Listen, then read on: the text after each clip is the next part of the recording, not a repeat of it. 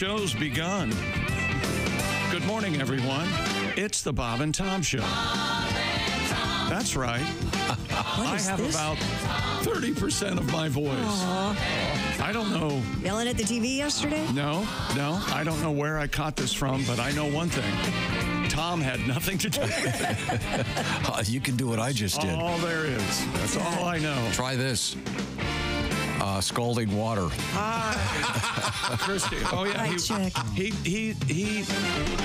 He's wrestled with the coffee machine already. It doesn't work. There's no water. There's no water. There's water. We just need to replace it in the thing. Now, what do you think's going on? Operator error. There's no water in the coffee machine. Yeah. Did you put water in it? No, there is no water. There's no water at all? Right. No. There's no gallon juggies? Nope. Right. And then my machine was busted, so I used this one, and I didn't realize. Thanks for telling me, Pat. The water comes out on fire. Yeah. I just burned the hell out of my tongue. Now, I take responsibility for a lack of water. As you guys know, I steal 60% of it. the jug water. True. Frankly, I think it's higher. Are you still doing that thing where you drink the jug of water every day?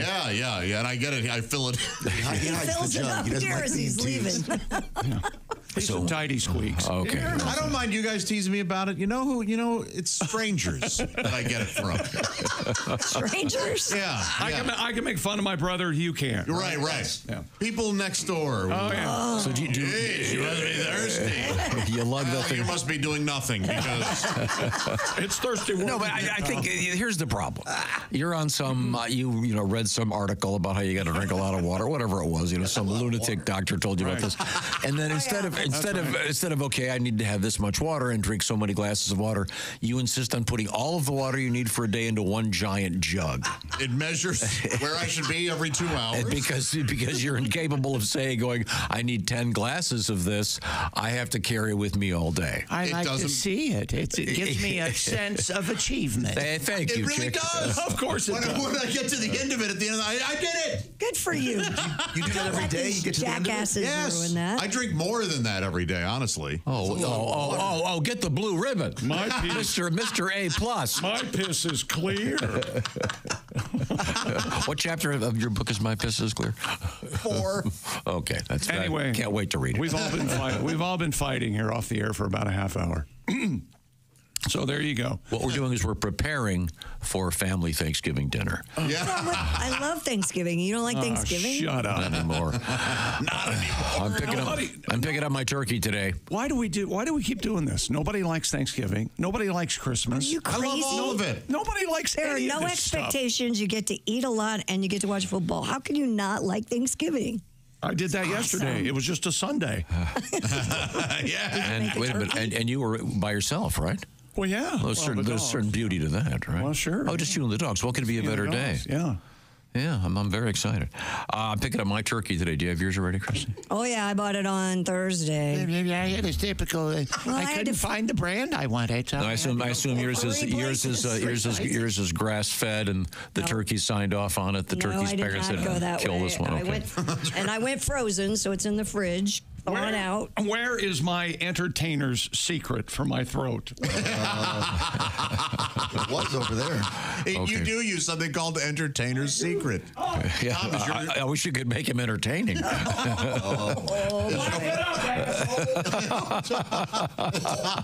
is sure. I think there's some in my office, Jason. It doesn't work. There's no one. Well, there really isn't any of the big bottled water. So, do we have any regular? There was nothing wrong with the tap water. There's nothing wrong with our tap water. Oh, you haven't been talking to RFK Jr. I'm gonna. I don't want to get fluoridated to death. For you there.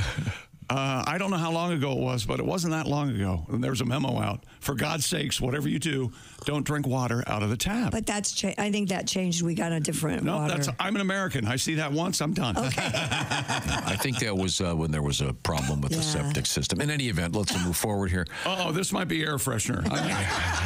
Oh, that'll be good. At least you're... Beekeepers Naturals. Immune support.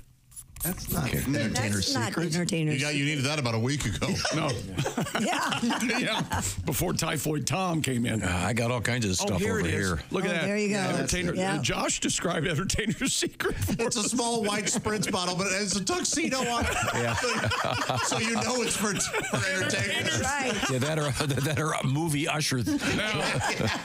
Now, we've had this in here for, I'm going to say 15 years. What while? Yeah. Should I squirt it down my throat? It doesn't. Yeah, as long as it's not, the expiration date, after that it becomes toxic. There's nothing. Okay, ready? Go ahead. It's going to be. It tastes terrible. How does it taste? Okay, good. Tastes like a dead whore. And that's the entertainer. Okay, well, See any movies over the weekend? Did you get drugged to Wicked? no, but speaking of dead whores, I'm reading this Howard Hughes book. Yikes. Oh, there's a dead horse in there? He killed a whore? thank you, Jason. At one point early on, his chauffeur gets in a car with a woman wearing a fur coat and nothing else, and Who hasn't had that happen? they hit something and she's dead. It's unbelievable. Great story.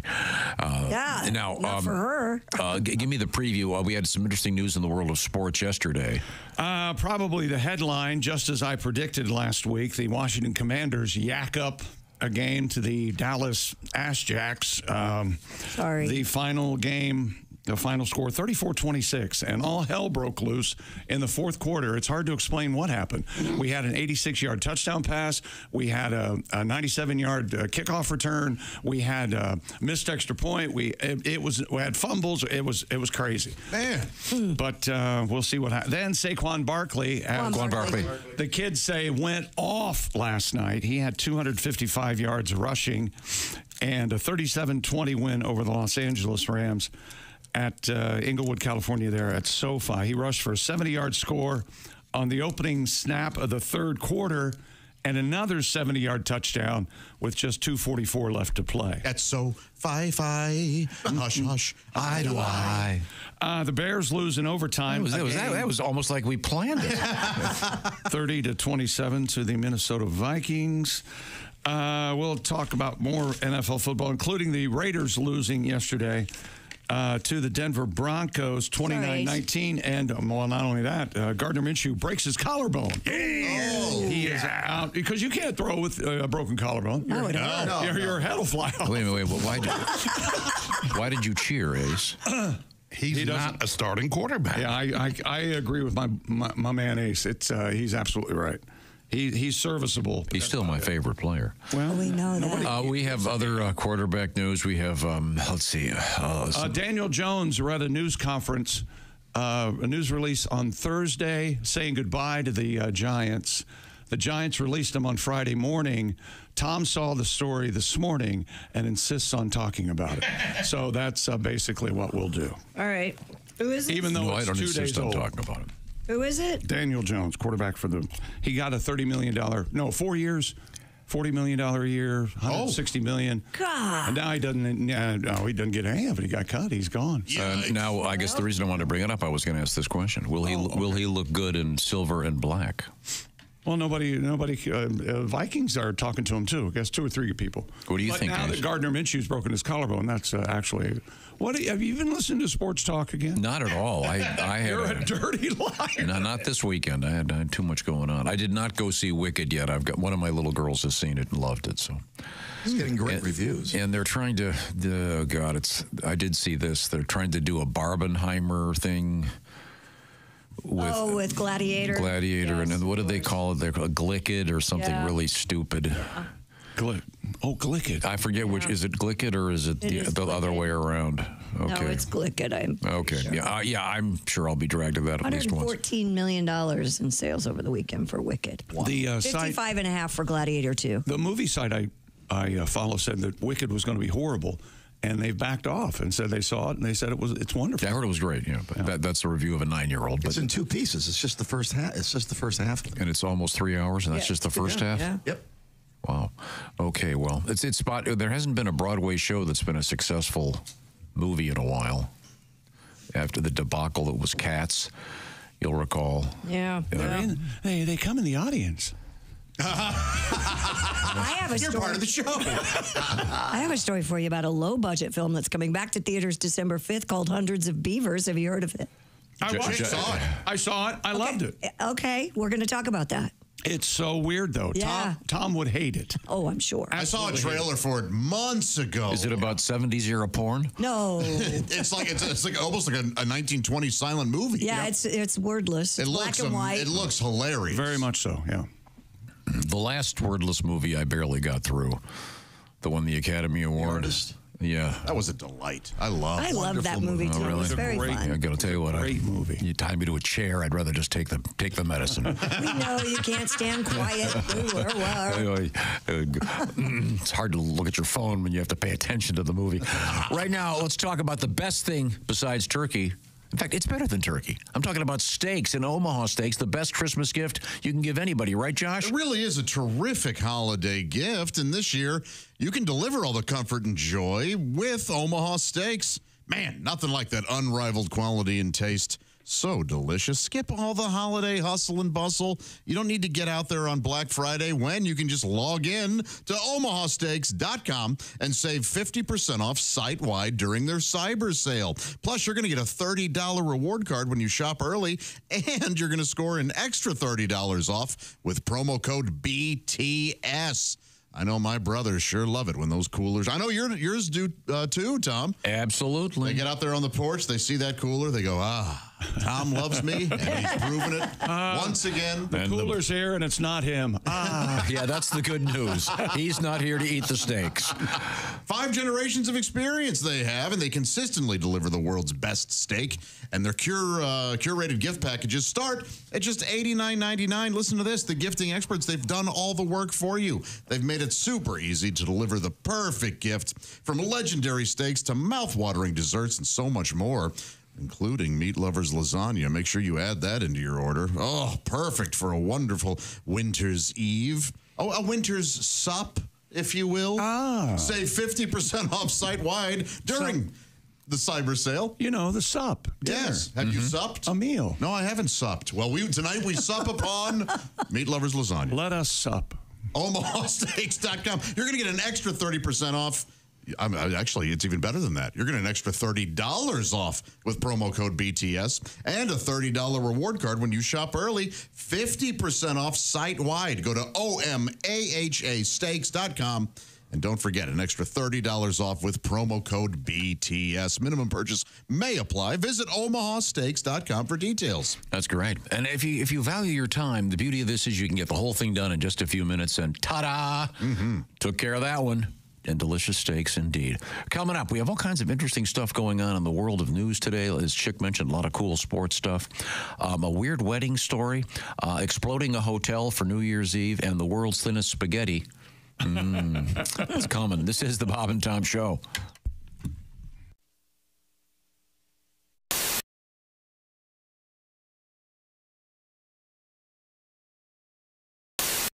Tiki Barber here. Remember the days when I was a running back in the NFL? Well, if you're on your feet all day like I was, you get the struggle.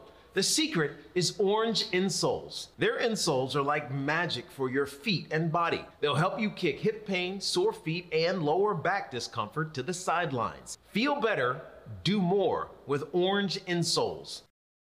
Josh, it's my understanding that you've been working a little bit on something in the background here. Well, the Consensuals got together, yeah. And they put together a song. What? Yeah, Joshua Earl Arnold and the Consensuals. Oh. Yeah. Does this need any special introduction? No, it's, you know what? It's just maybe it's somewhat Thanksgiving related. So, yeah, just take a listen. Okay. Well, ladies and gentlemen, without any further ado, it's the Josh, what was it again? Joshua Earl Arnold. Joshua Earl Arnold and the Consensuals. Well, dinner is done. It sure was great. You could have fed an army with the food I ate. I must have filled my plate a good 6 or 7 times. The table's clear, dishes are done, and the house is ours. Now the family is gone. You say, let's have some fun, and I can read between the lines. You walk over to me, you say, get out of that chair. You sit on my lap and say, let's head upstairs. You run your hand through my hair and slip your tongue in my ear. You're looking good with just that apron on, but I'm afraid my libido is up and gone. I just ate a ton, and I've got some bad news, my dear. I'm too full to fuck. Maybe you're out of luck. I'd get up if I could, but I'll be damned if I ain't stuck. I'm too stuffed to screw. To make love on you. I'm short of breath and intercourse, something I can't do. I'm too bloated to bang. My belly's covered my way. I'm just one man, but right now I weigh as much as a gang. Feel like I could pop. I got a deuce to drop. After that we could try, but babe, you'll have to be on top. Cause I'm too full to fuck. So babe, you're out of luck. You're out of luck. I guess I couldn't blame you if you called your old boyfriend Chuck. 10-inch Chuck. Cause darling, I'm too full to fuck.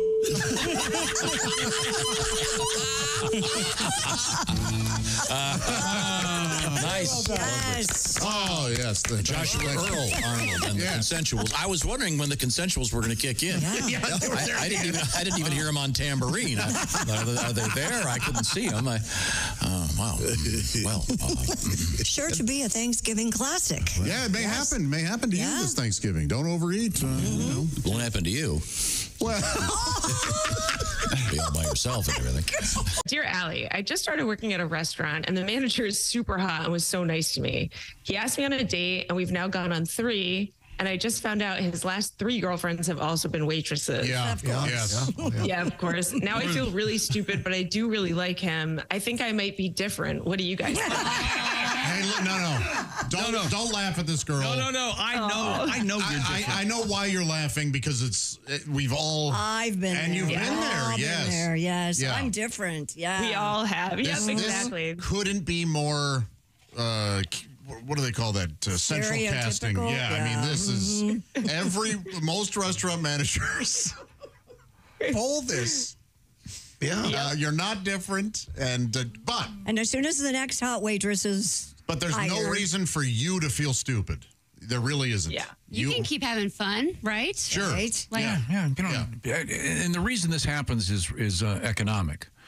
And it's because if you've ever been in this business, you know that the managers all end up quitting and becoming waiters because they make more money. They watch every night. The waiters and waitresses walk home with all the cash. In the meantime, they're bossing everybody around and not getting all the tips. You see, so this They take their perks in other ways. They take their perks in Other ways, like other she ways. said. Thank you. It starts with an Which is tax deductible, by the way. yeah. Oh, yeah. Who knows? Maybe this is the one. But I hey, didn't know there was a kitty tax. I mean, I hate to agree with Alsman, but maybe, hey, just have some fun. Yeah, don't feel stupid. Don't take it seriously, though. Enjoy it, but don't get involved. I got a couple suggestions. Wear half the uniform some night when you get back to I his bet place. someone's already tried that, though. Oh, yeah? If he's dated a bunch of waitresses, that's been done, I would imagine. Maybe the uniform from their competition. Oh. I'm a bad girl. Yeah. I'm a bad Applebee's girl. I work at Chili. It's going to come work for you. make sure you request the best shifts, though. I mean, you might as well milk it.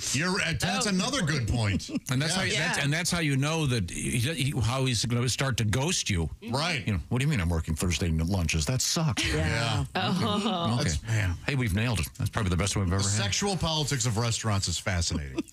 Yeah, and it's always. The Tom Show. Christy Lee at the Silac News Desk. Hello. There's Pat Godwin. Hello. Josh Arnold is here. Check. There's Ace Cosby. Hey. I'm Chick McGee at the Dude Wipes Sports Desk. Hello, Tom. Dude Wipes, perfect for the holidays. Got a lot going on back there. Now, we will be reviewing many things coming up on today's show. A lot going on back there. Do you mean your butt? Oh, yeah. I was referencing Dude Wipes and the importance of the old poop shoot quality. Thank you very much. That's what I thought. Okay, great. You ever say, see a girl and go, oh, look at a shoot on her? No, I never said that. You ever say that? No, I really haven't. Oh, man, you got a crazy shoot. You got a real nice fart locker there. There we go. That is some nice pooper. No, I've never said that. I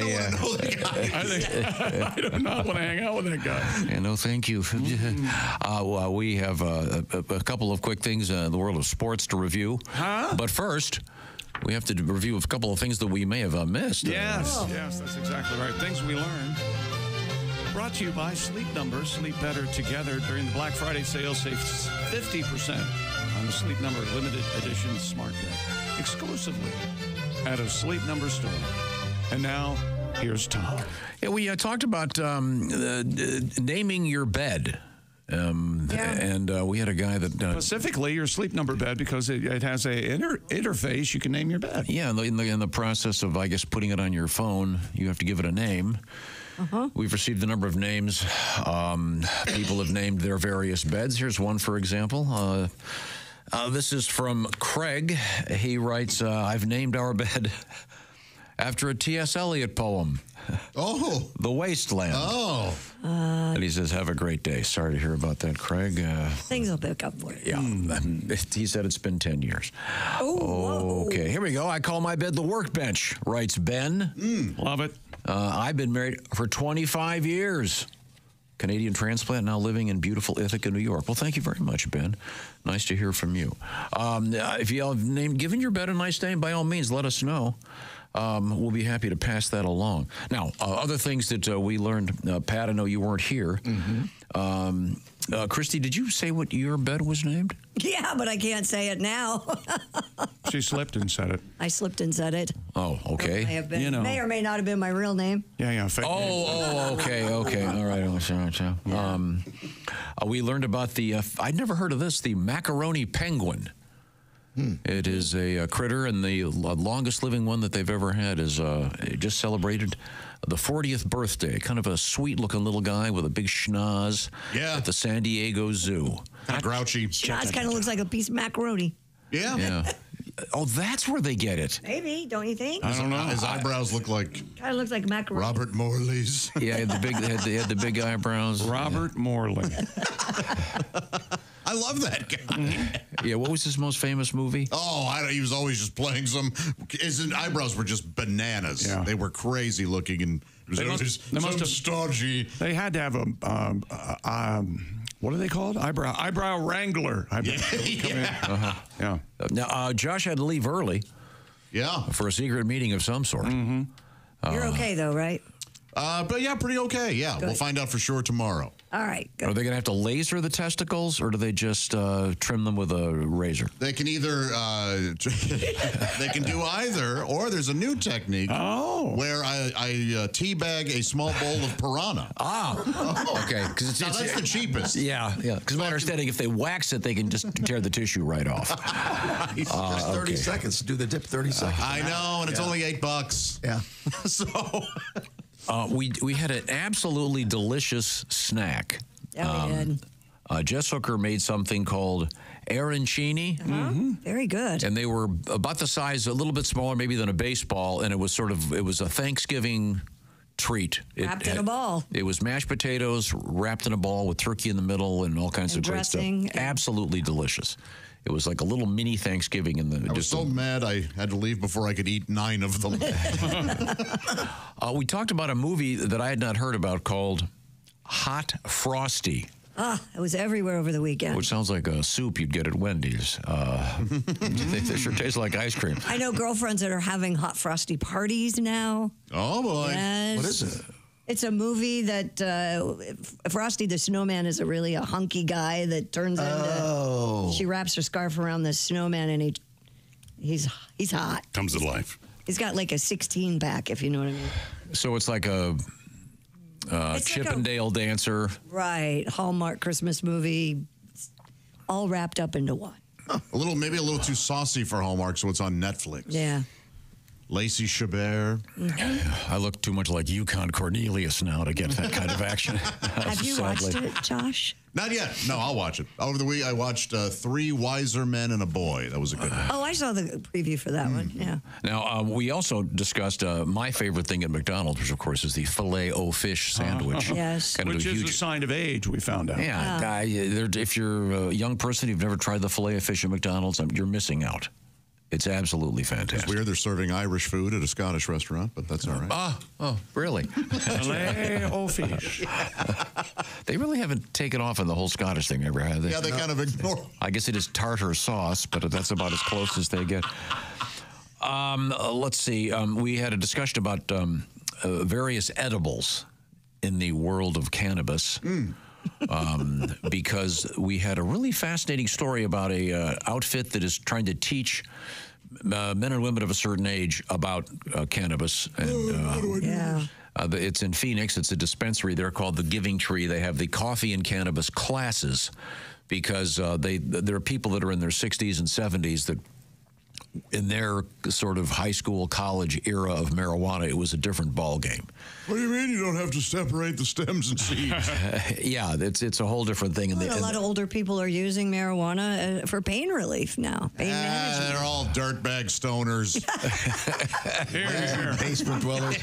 Then we heard a chick explain one of the big problems. As I understand it, you ate half of one, didn't feel much, ate the other half. And then ate another half, and then I laid my bed all day and stared at my hand. Yeah. So yeah, it's a course in how to handle the present day world of cannabis. That's good. Yeah, if that's what you're thinking. I think how many states is it legal in now? I can never keep this straight. 24. Okay. We also found an interesting survey that half of people would prefer to eat ham over turkey on Thanksgiving. I bought both this year, yes. Now, I'd like to put a little asterisk on this. Okay. Because I was reading this carefully. The last line of this is, the survey was conducted by the honey-baked ham people. Okay. Yeah. Now, I'm a huge fan. I love that honey-baked ham. It is delicious. But I kind of wondering if they were surveying people who came in to buy one or if this was done in some kind of a scientific... Wouldn't the kids say it seems a little sus? They would say that. Yes. Or at least they did 2 years ago. Perhaps they're still saying. You're exactly right. Yeah, we had a guy arrested in Florida, of course. He was naked, running around a town called Iona. Mm-hmm. Oh. But he had a T-shirt wrapped around his head. That sounds like a party. They didn't want to be identified. Like not just like as a headband, he was like covering his Yes, covering his face. What a goofball. I hope he had a distinctive wiener. Junk. So when the police line up, he was arrested for that. Let's see, we had an interesting thing about dogs. You're not supposed to let your dog lick your face. Is it because it's bad for them or bad for you? Dr. Tessa LaCour, a veterinary microbiologist at the University of California, Davis, said a dog's mouth is not any cleaner than a person's mouth. Both are full of hundreds of different types of bacteria. Kiss your husband. Yes, but unless your husband eats poop or dead animals. He doesn't do either. Neither does my dogs. Well, see, one of my dogs is a poop eater. Don't let that dog lick you on the mouth. Filthy poop eater. I know that wolves in the wild do that, so it's kind of a natural thing for many dogs. I say it's kind of like the 5-second rule, Josh. You can let the dog lick you for 5 seconds? No. I put my affection for my dogs up against anybody's. And I do not let them lick me on the face. You can't. But if you drop bacon on the floor, do you count? If it gets there fewer than 5 seconds, do you still eat it? No. Bacon? No way. If it gets on the floor, there's no such thing as a 5-second rule. How about pancakes? God. What a sliced banana. Now the kids are looking. Just the worst thing to eat. I say you count to 5 since they ate their last turd. Then it's How did okay this to lick get them. started, the 5-second rule? Because that's not a thing. You drop a cheeseburger on the floor. My dog will get it before 5 seconds. Even as a kid, I knew that it was a tongue-in-cheek thing. Like, yeah, 5-second rule. That's just what you said when you wanted to be gross. Yeah. It's the equivalent of you can't swim for 1 hour after. I believed that. In 5 seconds, whatever you dropped in 5 seconds can become covered with hair and cat turds. Right away, yeah. Yes. And you I mean, if you have a cat. And you can swim after eating, right? That was also a mom's rule. Okay. We reviewed Hot Frosty. I like this story a lot. A deer broke into a gym, and then they locked it in the bathroom waiting for authorities. I'm just looking for a game pickup. Yeah, and it caused lots and lots of problems. You can only imagine the festival of deer feces that were greeted them when the authorities got there. Lastly, we found out about the cruises that the Hallmark people are doing. This is, if you love those Hallmark movies, they have 2 sold-out cruises that have already left port, and they're already taking booking for next year. You'll send me? You'll send me.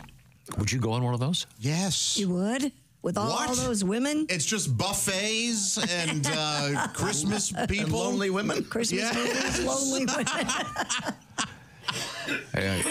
I actually met someone. I actually met someone over the weekend. Oh, well, that's nice. Whose family owns a Christmas tree farm. Oh, how nice. I bring it up because in every one of these Hallmark movies, that's usually, well, he's back from the hustle and bustle of running a hedge fund in New York. He inherited a Christmas tree farm. He decides to give up his job on Wall Street to marry the sweet hometown girl. Oh, that is a good one. Truly loves him. I like that one. I think that's all of them. When you left, you were poor. Now you came back and you're rich. Yeah. I love you. That's the one I like. Yeah. Okay, good. Among the many things that we. So you're going to go get your Christmas tree at this Christmas tree farm? No. I've already got mine. Was something... Whoa. You already have your Christmas tree? No, I've got it already. Was something about the Christmas tree farm family off-putting? No, it was great. I just... Doesn't sound like at that kind of time. And you have to cut down. I cut one down myself once. I did that one time. And if you're doing it, I've got a very serious bit of advice. Okay. Take a pair of goggles and a face mask. Because when you get underneath the thing and start sawing, and the saw starts binding because of all the sap, and then all the crap in the tree starts falling down into your eyes. Well, what saw did you use? The one that they've supplied. Well, they supplied me with a hacksaw, and it was fine. Apparently, you went to a more efficient place than the one I went to. I'm just saying. I'm just telling you. Well, I'm just saying, if you happen to be doing that this year, it's fun. Did you have to drag it really far to your car? Oh no, it was cool. They had 6 miles. They had a tractor, and the kids could ride in the back. It was actually really fun. Okay. I'm just saying the goggles. Just trust me on this one. If you have any goggles, take them with you, and I would recommend a face mask so you don't eat a bunch of dead bugs. Easy. A little full, a lot of sap. I'm going to admit I don't think I have a pair of goggles. I just don't. Do you have a pair of goggles? No, my husband does though. He wears them all the time. I do have some protective. Is that right? He wears them when he's out working in the yard. Safety glasses. Yeah, that's what he has. Safety glasses. I've got swim goggles. I've got safety glasses. I reciprocating sawed a pallet last week, and I wore those because one of my favorite goggles. Ting, ting, tang. Things were flying everywhere. My favorite goggles, Josh. When you put them on, they've got 2 little flashlights right there. Jesus. Oh yeah, like Egon Spangler. They're the greatest. Yeah, they're absolutely wonderful. You need help. What do you mean? It was fun. Oh, one more thing. There's a scientific study in Australia going on. About kangaroos? No, about flatulence. Oh. They have... I bet a kangaroo counterclockwise. I bet a kangaroo can fart up a room. Probably. Right? They've issued a Chart Your Fart phone app. Is that right? To keep track, quote, of the quantity and quality. Time to chart your fart. This is serious. Yeah. This is the National Science Agency of Australia. The quote here is to keep track of the quality and quantity of your rectal output. They're trying. It's part of public-led research. God knows why they're doing it, but they are. So they're doing it down under. No, truly the thunder from down under by definition. Right now, I want to tell you about my buddy Steven Singer, because Thanksgiving is the giving season for many. Is that correct, Christy? Yes, it is. We love getting gifts, no matter what time of the year it is. Yeah, surprise. Why not Thanksgiving? Yeah, that's right. It's not expected, so that makes it that much better. If at the Thanksgiving table you stand up, give a short speech, and then hand a little bit of jewelry to that sweetie of yours. All right. Let's not celebrate either. Okay. Thanksgiving is not for giving gifts. And Thanksgiving is not for giving gifts. You're giving thanks. Thanksgiving is to be endured so you can get to Christmas. And then you're out of there. You don't want to thank the person who spent all day or all week. You give thanks, but not with a present. Why not? Because Christmas is coming. Somewhat antithetical to this discussion. The point is, you can find these beautiful diamond stud earrings from my buddy Steven Singer by going to IHateStevenSinger.com. So you don't need a diamond stud finder? Beep, beep, beep, beep, beep. I have one built in. If I can't say anything about all-you-can-eat ravioli night, was it ravioli or lasagna? It was ravioli. Okay. You can't say anything about him owning a dog. Okay, I won't say a word about it. Oh, he's got a lovely little doggy. Diamond stud earrings from Steven Singer. Real, natural, earthborn diamonds. That's the key here. And the famous Anita diamond stud earring set starts at just $298. Steven makes it easy to buy real diamond jewelry. You just go to IHateStevenSinger.com, get those orders in before 2 o'clock, and it's out the door that day. The shipping is free. And if you don't like it, ship them back. That's free, too.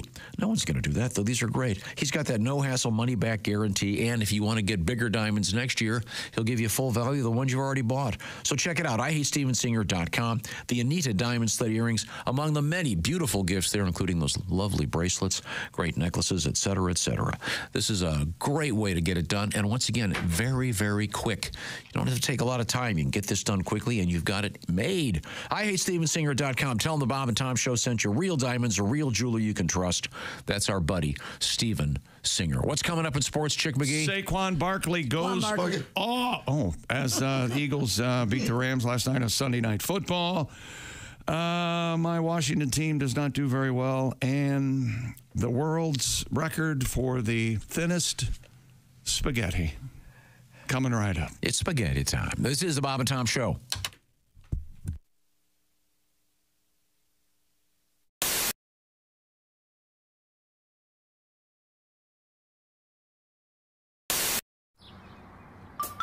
Is that Chick McGee? Why, it sure is. Chick McGee, who knows that an annuity from the folks at Silac Insurance Company means a retirement check in his mailbox every month. Chick works on perfecting his mailbox opening technique. Easy, Mr. McGee. Don't blow that elbow out. Chick isn't quite retired yet. He's just practicing for it. Because one day, Mailbox McGee will be taking his retirement the easy way. SILACINS.com. Silac Insurance Company.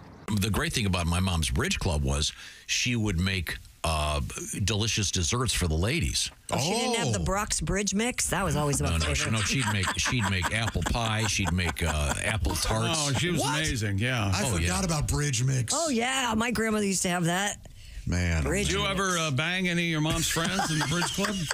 Come on, man. You know you fess did. up. No, Did you at least think about him while you were learning about it? Who was the oldest woman you slept with? Can I write down the joke I wanted to? Hang on a second. Who is age? Just the age. A gentleman never discussed. Oldest woman you slept with. Or how many years older was she? Than you. Was it an old whore? Just flat out. I want to apologize to the members of my mom's bridge club if any of them are still alive. I didn't say it was them. I said it was you probably employed a whore. That is completely false. Oh, God. You never had sex with someone. I never normally do this, but I would like to partake in one of your Excuse me. women of ill repute, if you don't mind. Excuse me. Who's the oldest? Ruth, I understand you're quite good. Do you have a Millicent on staff? Or is there a QR code? I understand this is a cash only proposition. I just returned from the haberdasher. Does this include the tip? Or probably get a lot of tip jokes, I guess. If you want more than the tip in, it costs extra. I get it. I know. I've been there. Can we get back to Bridge Club? It was a whore. Well, I know it was. I could tell when I hit on something. You banged an old whore. That is like a just sailor not on true. leave. When you were 18, 19. You learned about And love. she was 30. It's all lies. She kept saying, No, she was like 58. it was like Brighton Beach. Get over here and let mama hug you. Like, yeah. yeah, that's Over exactly here, right. honey. Yeah. Kiss mom. A young Jonathan Silver. Stick your tongue out for mama. When you become a Bob and Tom VIP member, you get more and less. Wait, what? Which one? Which one is it? More or less? It's both. VIP members get more stuff to hear and less commercials to not hear. So Bob and Tom VIP is a good deal? Yeah, more or less. Hey, looking for the link to sync with Bob and Tom VIP? Yeah? It's right there at bobandtom.com. I'll tell you what, Ms. Pat, that was really good. That was really, really funny. And I tell you, I am going to take you out to dinner. Really? You going to take me? I promised. Yeah, I'm going to take you out to dinner. You wanted the custom sushi? Yep. I got a great sushi place. We'll have a great dinner. And you eat sushi? Yes, I do. And what about dancing? This is like a small place. They don't have a dance floor, so It doesn't matter. I can teach you how to dance, Tom. no. But I can't dance anyway. I'd be I can teach you how to dance, Tom. Okay. All right, Tom. I'm going to teach you how to dance. You ready? Come on. Do I just? Come on, shake it, Tom. Shake it. What am I Shake shaking? it. I mean, you have. You the- shaking whatever this is. Well, this is. I don't know. It probably don't work, but come on, Tom. Shake it. Are you bouncing? Are you loosening it? Are you loose at the knees here? I'm about to back that ass up, Tom. You ready? Okay. You gonna back that ass up? Yeah, Okay. come on. I do Pilates, you know. No, don't run, don't run. Come on, Tom, drop it. Drop it. Drop what? Drop Oh my it. God. Drop it. Drop it. Up. Now hit the ass, Tom. Hit Did you ever hit see it. the movie Deliverance? Hit the ass. Tom, pat it. Pat it. Pat it. Yeah, pat it. Pat it. Pat it. I think this may be sexual harassment. No, I like it. He still following me. Come on, Tom. Don't ride. Hey, go on. Drop it, Tom. Drop it, drop it, drop it, drop it. I think you're going to Drop crush it. my knee. No, that's your knee, Tom. It's really hard. Yes, and I'd like to make a reservation. Yeah, this is Tom. Hi, how are you? Yeah. No. Just for two. Yeah, nice quiet corner. Hey, listen, is there like a dance place near you? Some kind of funky. It's literally just water. Mouth it. Mouth it? Has that been throwing you guys off? Like, I've been told that when I drink out of bottles that I really, like, wrap my whole mouth around them or whatever. And I'll be honest, I have no idea what people are talking about.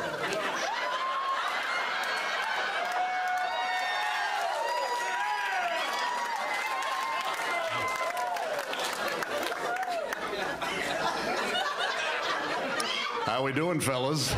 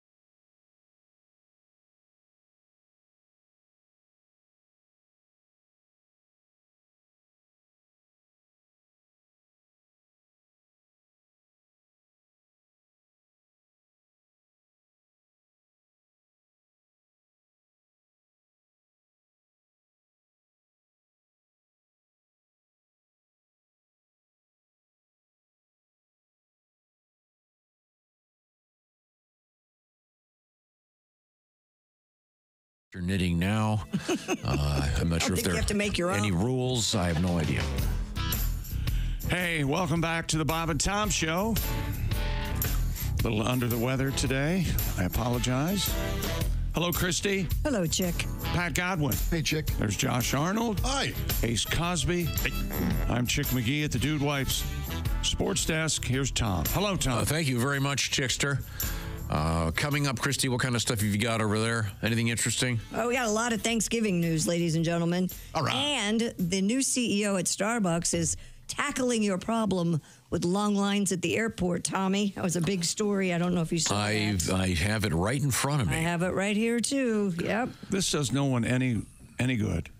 What do you mean it does It no just one any good? justifies his insane ramblings and complaints when stuff like this happens. The same thing happened with the app. The guy came on and said, we're going to fix the Starbucks app because Captain Klutz was having trouble with the app. And well, apparently it was global because they're working on fixing it. The Thanksgiving travel rush expected to be bigger than ever this year.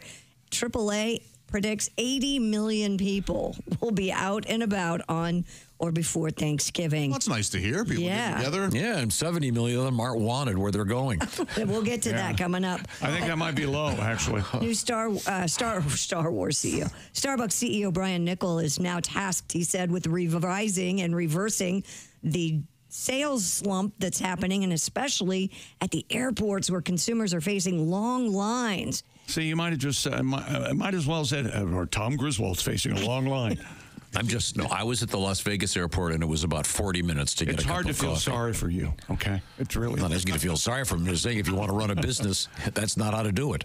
Well, at the shareholders meeting on October 30th, he addressed that problem on the company's conference call and said he is going to take it on, and they're going to fix it. So I have an idea. So we don't know what the problem is other than that there's no explanation as to why it takes so long. And there aren't enough people working that don't have big enough space or enough equipment. I can figure that out right myself. Well, there you go. You know the story that I hate every Thanksgiving? What's that? There's a couple of every year. There's certain stories I hate. One of them is during the basketball tournament. Whatever it is, Christmas gray, whistleblower, and a-hole. They release the thing. It's hours wasted. Hours wasted. People actually enjoying something at work. That ticks me off. I hate the one every year. Your Thanksgiving dinner is going to cost 74 more cents this year. Then they find some impoverished person, and then they make you feel guilty. See, that's the thing. You don't hate the story. Yes, I do. You have that odd guilt about being of that not affecting you, and you shouldn't. You've worked your whole life. What would you have said to Bogart had he walked up to you and said, "Can you help a fellow American who's a little down on his luck?" I'd be happy to help. Is that right? Don't make me feel I hate you. I feel Why don't you go get your Cadillac and get out of here? Just every year is this year the turkey is going to cost you another 17 cents. Oh, God. All right. It is kind of a nothing story. Isn't this the guy who stays home? He doesn't go into Starbucks, right? He works from home. The CEO? I think so, yeah. Well, I think that was one of the stipulations of him taking the job. He wasn't going to go in. He was going to stay at home. Well, he wants to cut the time down to an average of 4 minutes that you wait in line at the airport. Well, that's not bad. Well, that's ridiculous. Well, that makes sense, because people are in a hurry. They're getting... they got to get going. Getting Starbucks in an airport isn't your right. It's a privilege. Yes. And if it takes 40 minutes, it takes 40 minutes. Yes. But they're going to go out of business if it keeps taking 40 minutes. No, they're not. People are waiting. Tom, I have a feeling there's other places in an airport that have coffee also. There are. Yes, but I'll explain how flying works. You get in the plane. I mean, you get to where your plane is, and you have to wait there. You can't go back to the lobby. When Tom talks down to Ace, you can tell he's a little scared. I really like gets it. Sweaty. Mr. Ace. For some reason, he opens his wallet. That's right. How much is your ham this year, Ace? Here's an extra 74 cents. I heard about it this morning on the news. So depressing. Sorry. Well, we'll talk more about things. We have to get over to the sports page. How's that throat over there? What happened? We'll try here. From Landover, Maryland, as I predicted last week, Austin Siebert, you son of a missed his second extra point of the game with 21 seconds left after Washington's Jaden Daniels and Terry McLaurin connected on an 86-yard touchdown pass. Dallas's Wanaya Thomas returned the onside kick attempt for a touchdown. Cowboys pull out a 34-26 win Sunday at Northwest Stadium. Siebert was wide left on the point after attempt following a bad snap on the onside kick. Cowboys returned for a touchdown.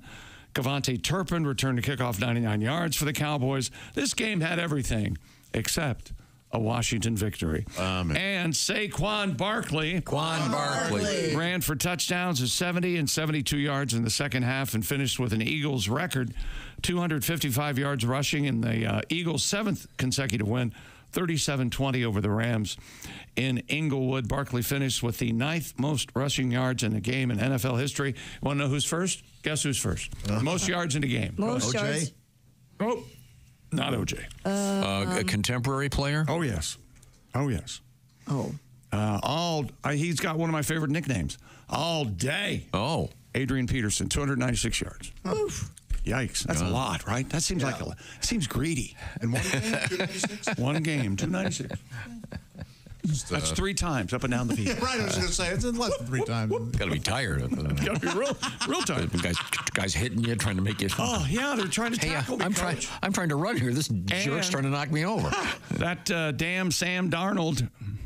I don't know why, but I've always said that. It's real fun. I like it. It kind of reminds me of that old movie, That Darn Cat. Yes. What's her name? Was she in that? The girl from The Parent Trap? Haley Mills. Oh, I don't know if that was the Haley Mills vehicle. I know Dean Jones was in that darn cat. Who else was in that darn cat? He was everywhere in those things for a while. Yeah. Christina Ricci was in in the remake of that. I bet you cat. Dean Jones had the most extensive selection of erotic pottery that you'd ever. You think? I always hate it when they make porno movies based on real movies. You know, they knock off the title. You remember the one for That Darn Cat. Damn. Anyway, Sam Darnold, 90 of the 330 yards in overtime to set up Parker Romo's game-ending 29-yard field goal. The Vikings. Romo says what? Beat the Bears 30-27 in overtime after giving up 11 points in the final 22 seconds of regulation. They brought it on themselves. Also winning yesterday in the National Football League, Detroit, Kansas City, Miami, Tampa Bay, Tennessee, Denver, Green Bay, and Seattle. And tonight, Monday night game. Does anybody remember what the Monday night game was? Anybody? Monday night game. Monday night game. Ravens and the Chargers. Go good game. It's the Harbaugh brothers butting heads. Going to give each other noogies at the mid 50-yard line. Certainly one of the best offenses right out there. Baltimore. Stop. They're very good. Stop. You know nothing about sports. Don't act like you do. Stop. I understand you're trying to be his friend. No, I don't want to be his friend. I've got way too many friends. Not that I've thought about this too much, but it's his way of saying, I could do this easily. You just stay home, okay? And I've said, Tom, you pay me, I won't even show up. That's all you have to do. Oh, boy, that is an offer I'd like to take. I'm telling you. We're coming right back. This is the Bob and Tom Show.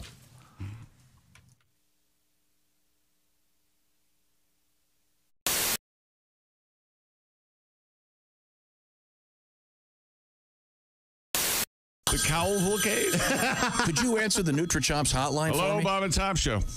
Hey, Bob and Tom, it's Donnie Baker. Hey, Donnie, you okay? Yeah, I'm good. You guys getting excited about Thanksgiving? Very. I'm just trying to grind down some beef jerky in preparation for it. Is that right? Well, like I told you, it's my favorite of all the holidays because first you get to cram yourself full of all the meats and ain't got to ring the bell at Arby's to prove it.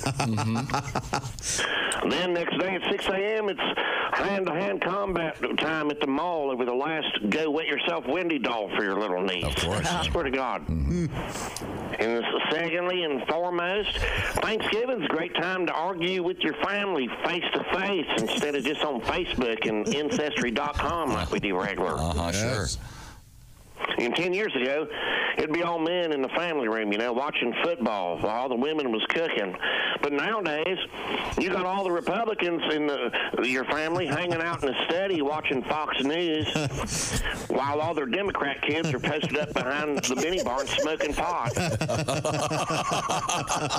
Thanks, good. And then all the while, my mom is stuck in the kitchen with your libertarian cousin who's droning on and on about how popular his podcast is and how he's going.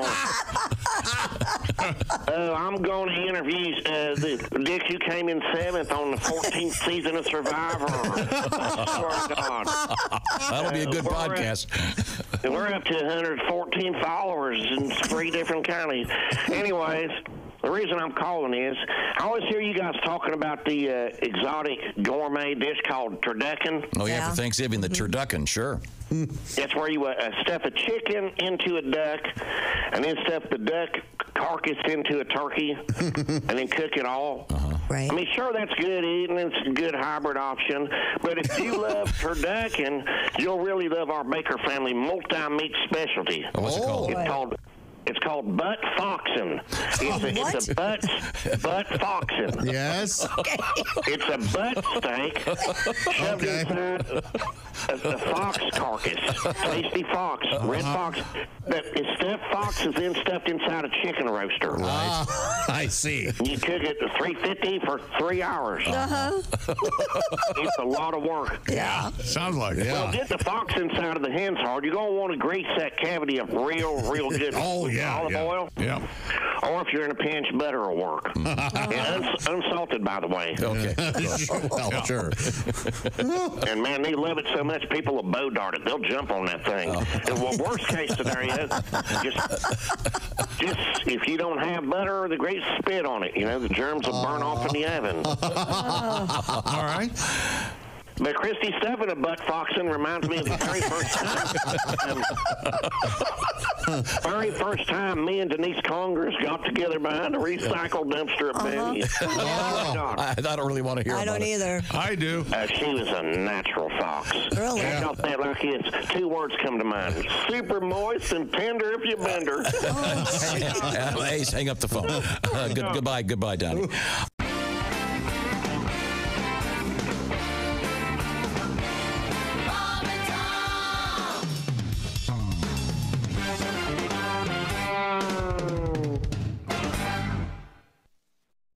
When you become a Bob and Tom VIP member, you get more and less. Wait, what?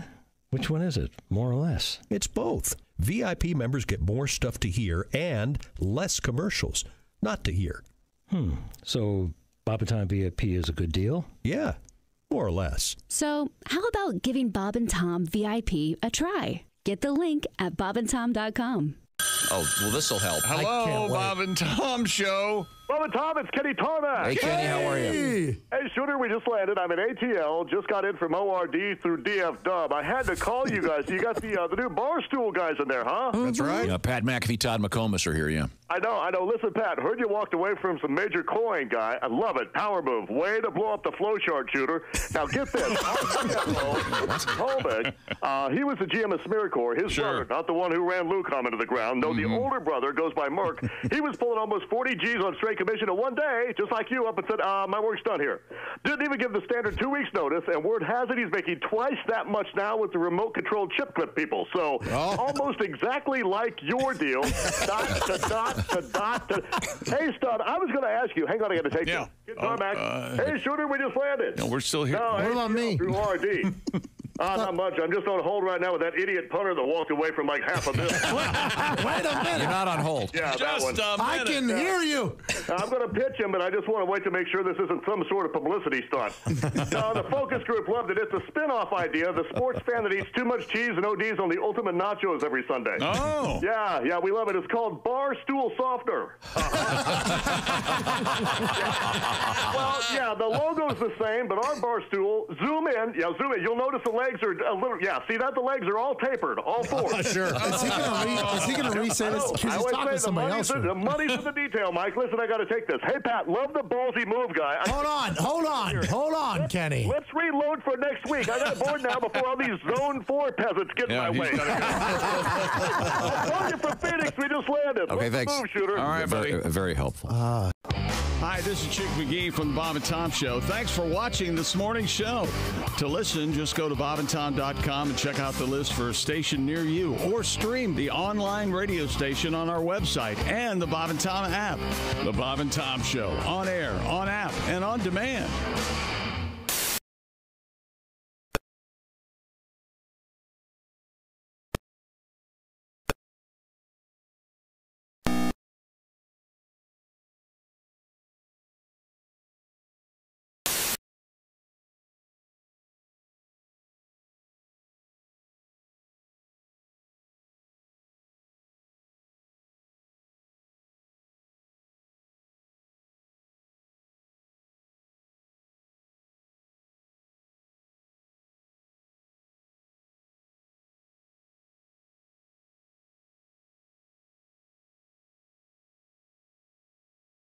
Next to the Vogue. Be careful if you have vertigo.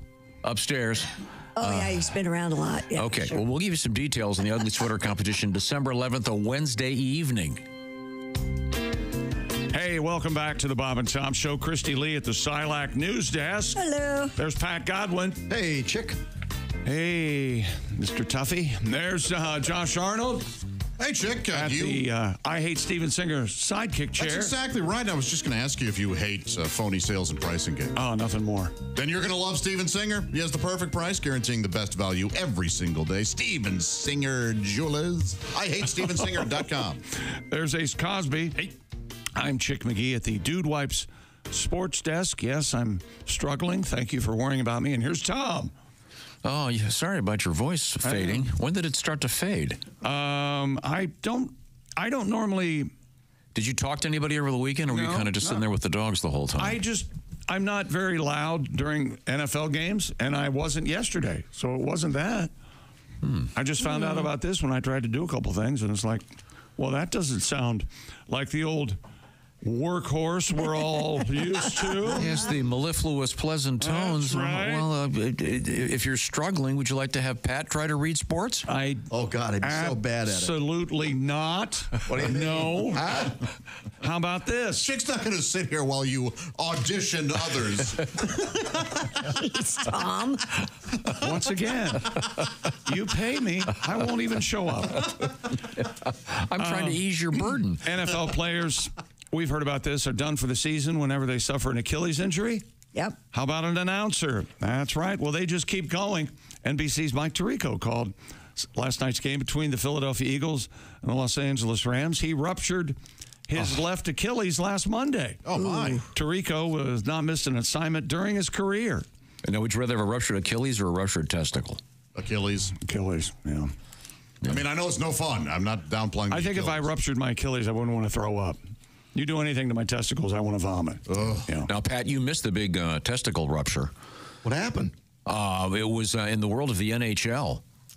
Ooh. We had the story on, I think it was a Thursday or Friday. Stick or a puck? Zuccarelli? Puck. Oh, yeah. Puck to the nuts. Yeah. Puck to the nuts. That was funny. That was the unfortunate sequel to Midsummer Night's Dream. That damn That's the puck. gay version. Well, they're all gay versions of Shakespeare. I've asked and no one answered. How does the puck get through the pants and it dented his cup? Right. Yeah. Oh. Yeah. It's there's the story. Mr. Is it pronounced Zuccarello? Zuccarelli? Zuccarelli? He was, and as Chick pointed out, it was friendly fire. Yeah. Minnesota Wild right wing Mats Zuccarello hit below the waist his teammate Brock Faber. And it dented, wow, that's got to be, it dented his, they said the jock, but they mean the cup area. That's a hell of a shot. You're not giving that guy credit. The average. If he was aiming, yeah. Just the average puck speed in an NHL game, a little over 100 miles an hour. Whoa. And what do they do to the pucks before the game, Josh? They freeze them. Which makes them harder. Oh, man. Yeah. Is that so they don't crack when they hit the ice? Yes, exactly. But why are they frozen? Why are they frozen? Better bounce and... Okay. No. Pucks keep longer, too. Oh, do they? Yeah, they don't... No. Oh, we have the audio.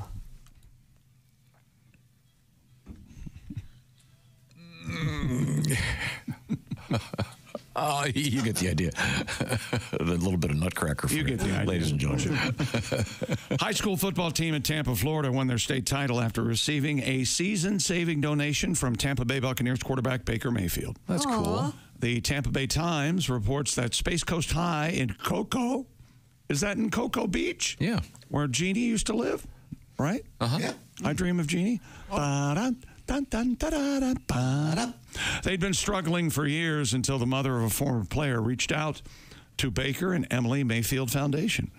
In response, the Mayfields donated $17,900 for equipment, including 70 Riddle Speed Flex helmets that retail for nearly $500 a piece. It smells fishy to me. What's in it for them? The gift galvanized the Vipers to win. Well, Sunshine State Athletic Association Atlantic 1A Championship. See, he's a great guy. The Browns got rid of him so they could get a serial sex predator. They get a great guy like Baker Mayfield. All he's doing is helping out a bunch of high school kids win a state championship. Yes, but why? That's what we need to look at. Maybe he's just a really good guy. You may be right. I like the name Space Coast High. Doesn't that sound like it's fake? Yeah. It sounds like something from a Clutch Cargo cartoon. Well, and there was a movie. Well, Paddlefoot, we're going to Space Coast High today. There was a movie called Sky High where, all the superheroes were. I like that movie. We love that movie in our house. Isn't Kurt Russell in that? Yeah. Oh, yeah. Oh, yeah. We watch that a lot. Is that right? You never saw Sky High with all the kids you have? I did not. I've never heard of it. No, it's a good one. Sky King. Oh, No, he hasn't. No, Sky High, but Clutch Cargo top of mind. yeah. One of the oldest things ever. It was such a great cartoon. A black and white cartoon. Sky High is where all the superhero kids go to high school. It's pretty cool. They have all kinds of Dave great. Foley and Kevin McDonald are real funny in that. Yeah, it's a good movie. You should watch it. You might like it. Okay, good. What's wrong with you? Huh? What's wrong with you? Nothing. Max Verstappen won the F1 race in Vegas. Boy, it was cold. Did you guys watch it? Oh, did you hear about the entertainment news death? Huh? I did Chuck see. Woolery? What are you talking about? Chuck Why are we Woolery. going from F1 to Chuck Woolery? What the hell's I'll be wrong back with in you? 2, and never mind, I won't be back. Look, That's the joke, yes. if we don't have form, we certainly don't have substance on this show. If we don't have form, what do we have? And we don't have anything. I don't want to correct you. Max won the championship, but George Russell won the race. And George Russell, the love muscle? Yes. He started from the pole and won that. People were trying to watch the race. And now he's here. They were trying to watch the race from the escalator because police were, if you stopped on the sidewalk to watch the race and you didn't have a ticket, they arrested you. Good. Hey, no freebies. That's right. No freebies. So the escalator, you could see That's people were hilarious. taking pictures as they were going, but they were still moving. You couldn't stand still. You could, yeah. And it was like 10 o'clock at night. So it was 1 in the morning where we were, I think, because we came back to the hotel after Greg Warren's set and watched it on. So tell me about how was Greg Warren in Columbus, Ohio, recording his new special? It was fantastic. Mm-hmm. Yeah, I saw his show about 3 or 4 weeks ago. It was great. Are you sure it was him? Yeah, I know. I tried to take off his mask, and it was him. It was him. Yeah. It's great stuff. It was really great. I had a friend from Holland there, Twan, who had never been to a comedy show. Is Twan a boy or a girl? He's a boy, big man.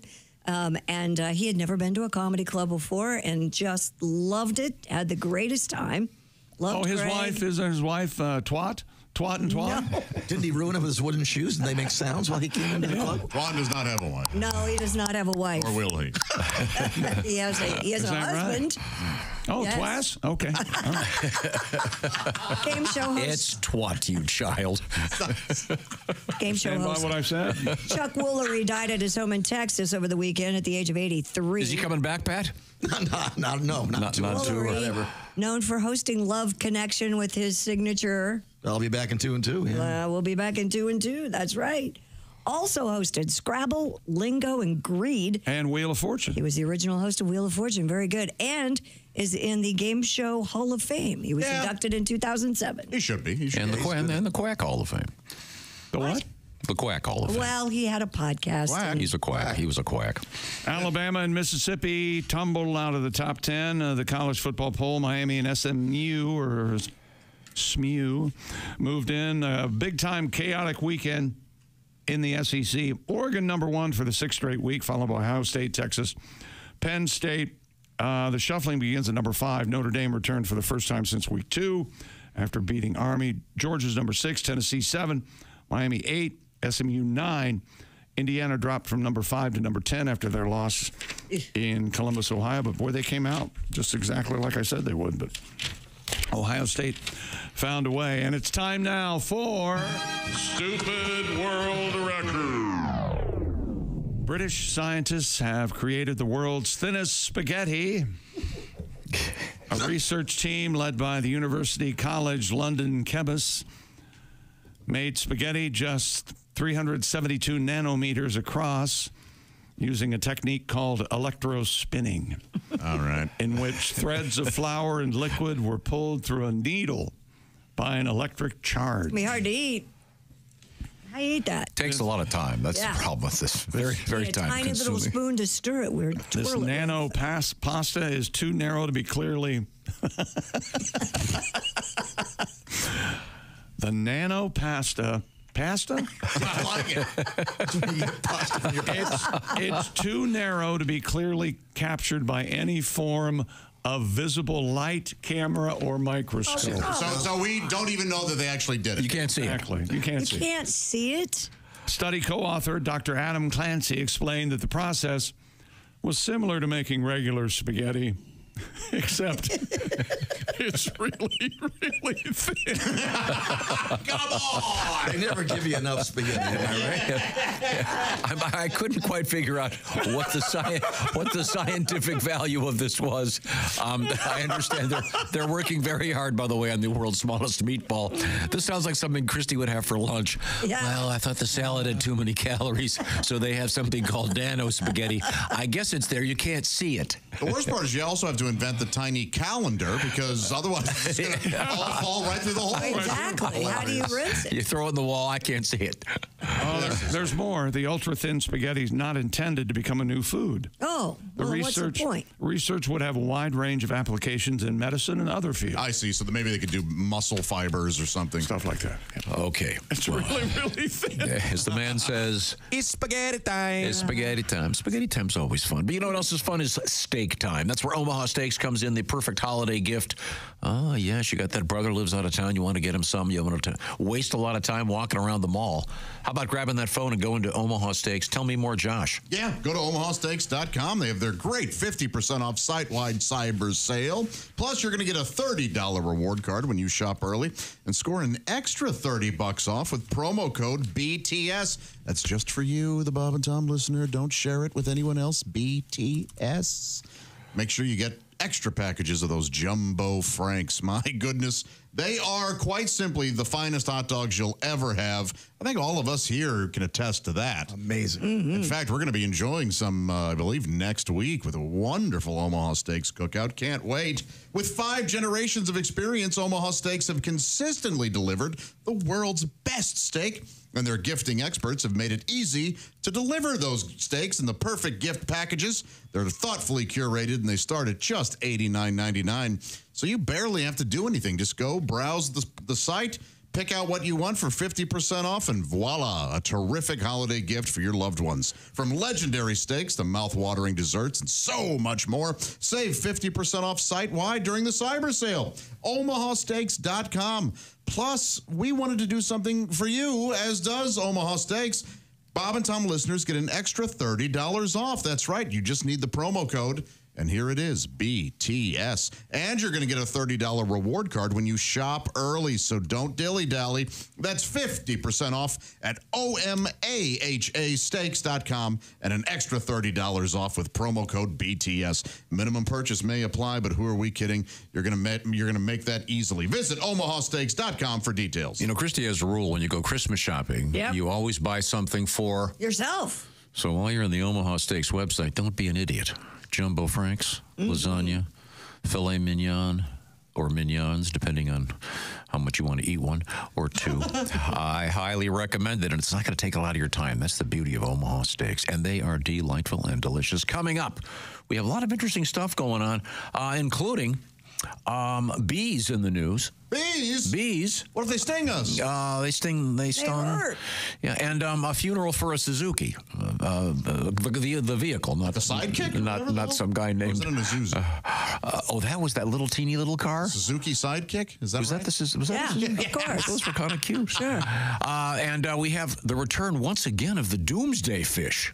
Again, this is getting really scary. Maybe the world is going to end. This is the Bob and Tom Show.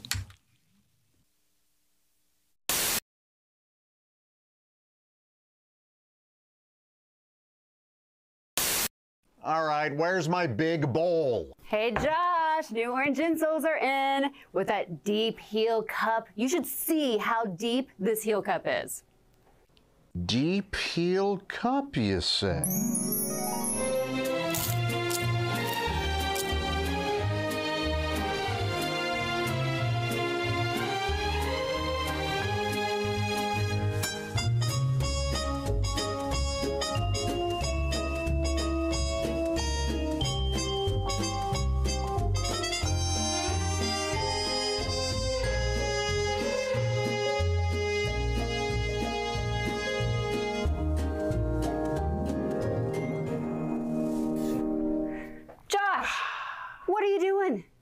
Deep Heel Cup. They're for your shoes. My shoes, you say? Orange insoles come with a deep heel cup and arch support to provide everything you need to keep up with your everyday activities. Orange insoles are great if you work on your feet all day, simply taking on the world. Orange insoles will help you feel better and do more, guaranteed. Get your orange insoles today and step into a world of comfort. OrangeInsoles.com.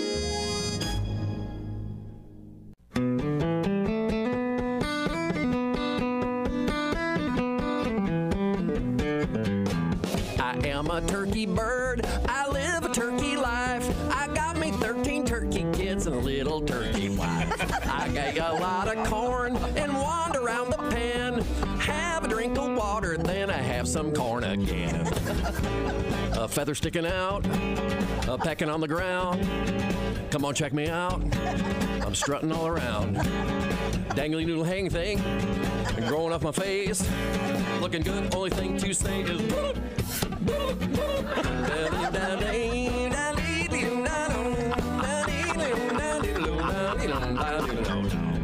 my big brother Jake, he always was the smarty. He heard that November ends, we're going to a party. Going to a party, I'll be the guest of honor, where they will present to me a red pop-up thermom. Had a little dream, all the good china. You know I like cranberries, lighting the candles. Pass me the rutabaga. Any corn left? I'm getting kind of sleepy. You ate too much? Boy, I'm stuffed.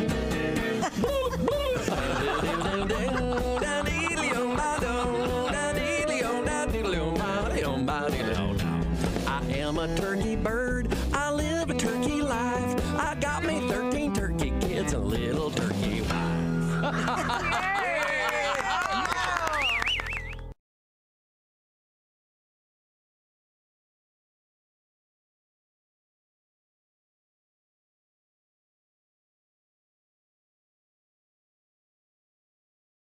Padres 2-1, bottom of the seventh. Why'd it stop? Are you watching check local baseball listings. right Hang on, I've got to put my. Not check local listings. That's the game.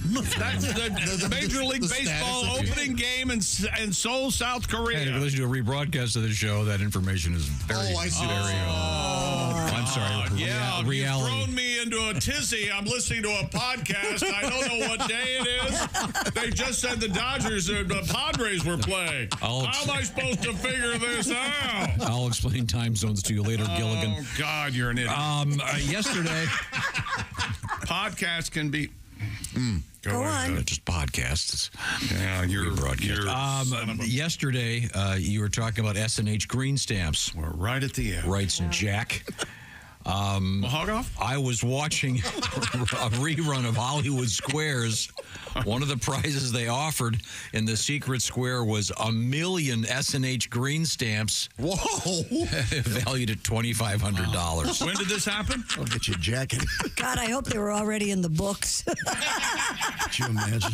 I'm confused, though. Did you say that these S&H green stamps now they're worth $2,500? That's what you said, right? No, it said... I have no concept of time or where I am on the planet. You have to talk slow. I rely on my radio show to inform me where I am and what day it is. Hey, it's Josh from the Bob and Tom Show. Thank you for watching this morning's show. To listen, just go to bobandtom.com, check out the list for a station near you, or stream the online radio station on our website and the Bob and Tom app. The Bob and Tom Show, on air, on app, and on demand.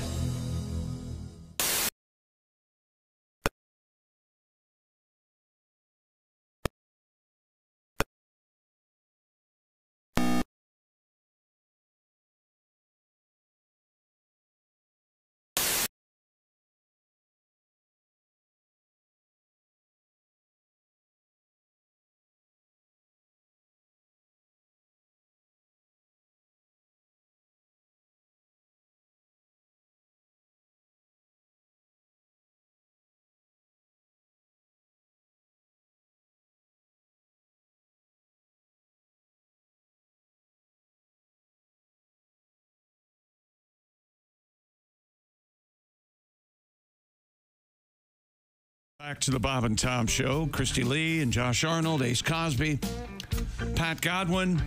I'm Chick McGee. Hello, Tom. Hello, Chick McGee. How are you? I'm going to give you some relief, but before we do, can you just do a real quick update on my favorite NFL player, Gardner Minshew? Oh, is there a Minshew update? Here's the entering Sunday's game. Well, that's not the one I had. That's you right. mentioned this. That's right. Gardner Minshew broke his collarbone yesterday. Clavicle is what... The technical term. That's right. Yes, you've done this, haven't you? Twice. Looks like Aiden O'Connell, he's coming off the injured reserve, so he'll be the backup quarterback. But Gardner Minshew out for the rest of the year. Ace He's applauding a hurt man. Yeah. Gardner Minshew, one of the great characters in the NFL, a nice guy. I hope his mustache is okay. Did you hear that reaction about the mustache?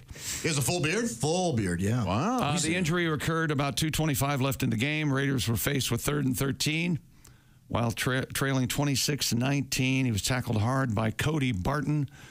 Of course, let's see. Desmond Ridder also on the squad, so maybe he'll come in and throw some incompletions.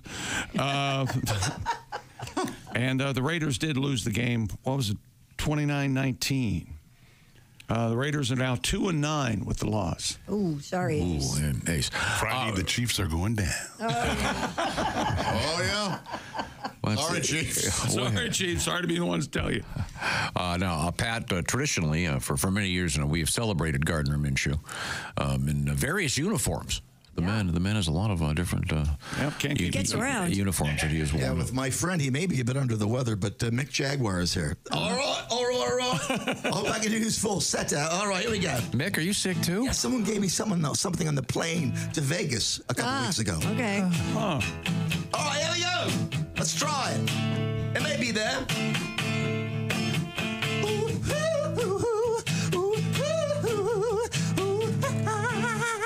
Can anybody help out?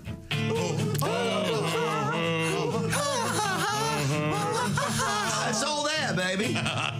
I was the starting quarterback, but now things are out of whack. Gardner Minshew. At the end of Sunday's game, broke his collarbone, came up lame. Gardner Minshew, that must hurt. Woo!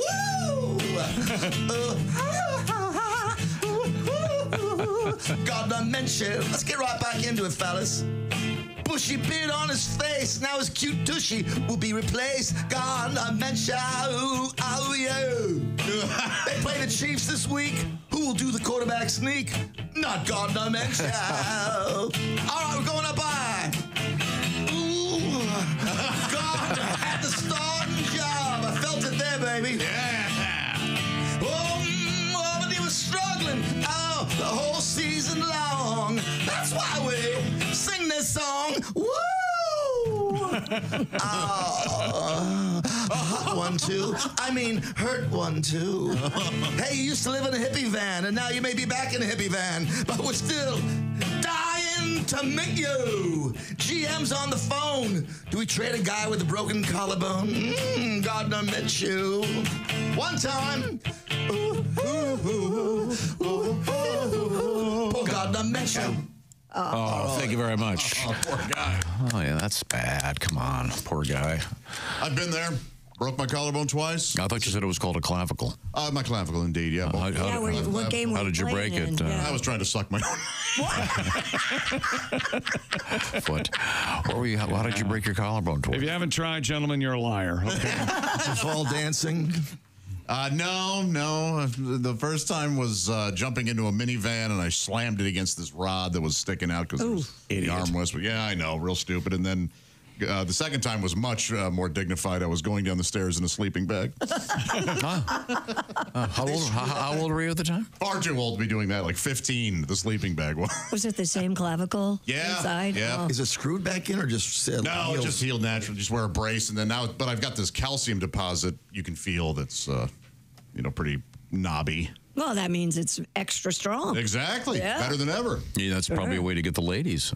Oh, Oh, yeah. You want to feel my calcium deposit? Want to feel my calcium deposit? Minshew, it's not the only thing that's hard. Minshew that old bromide.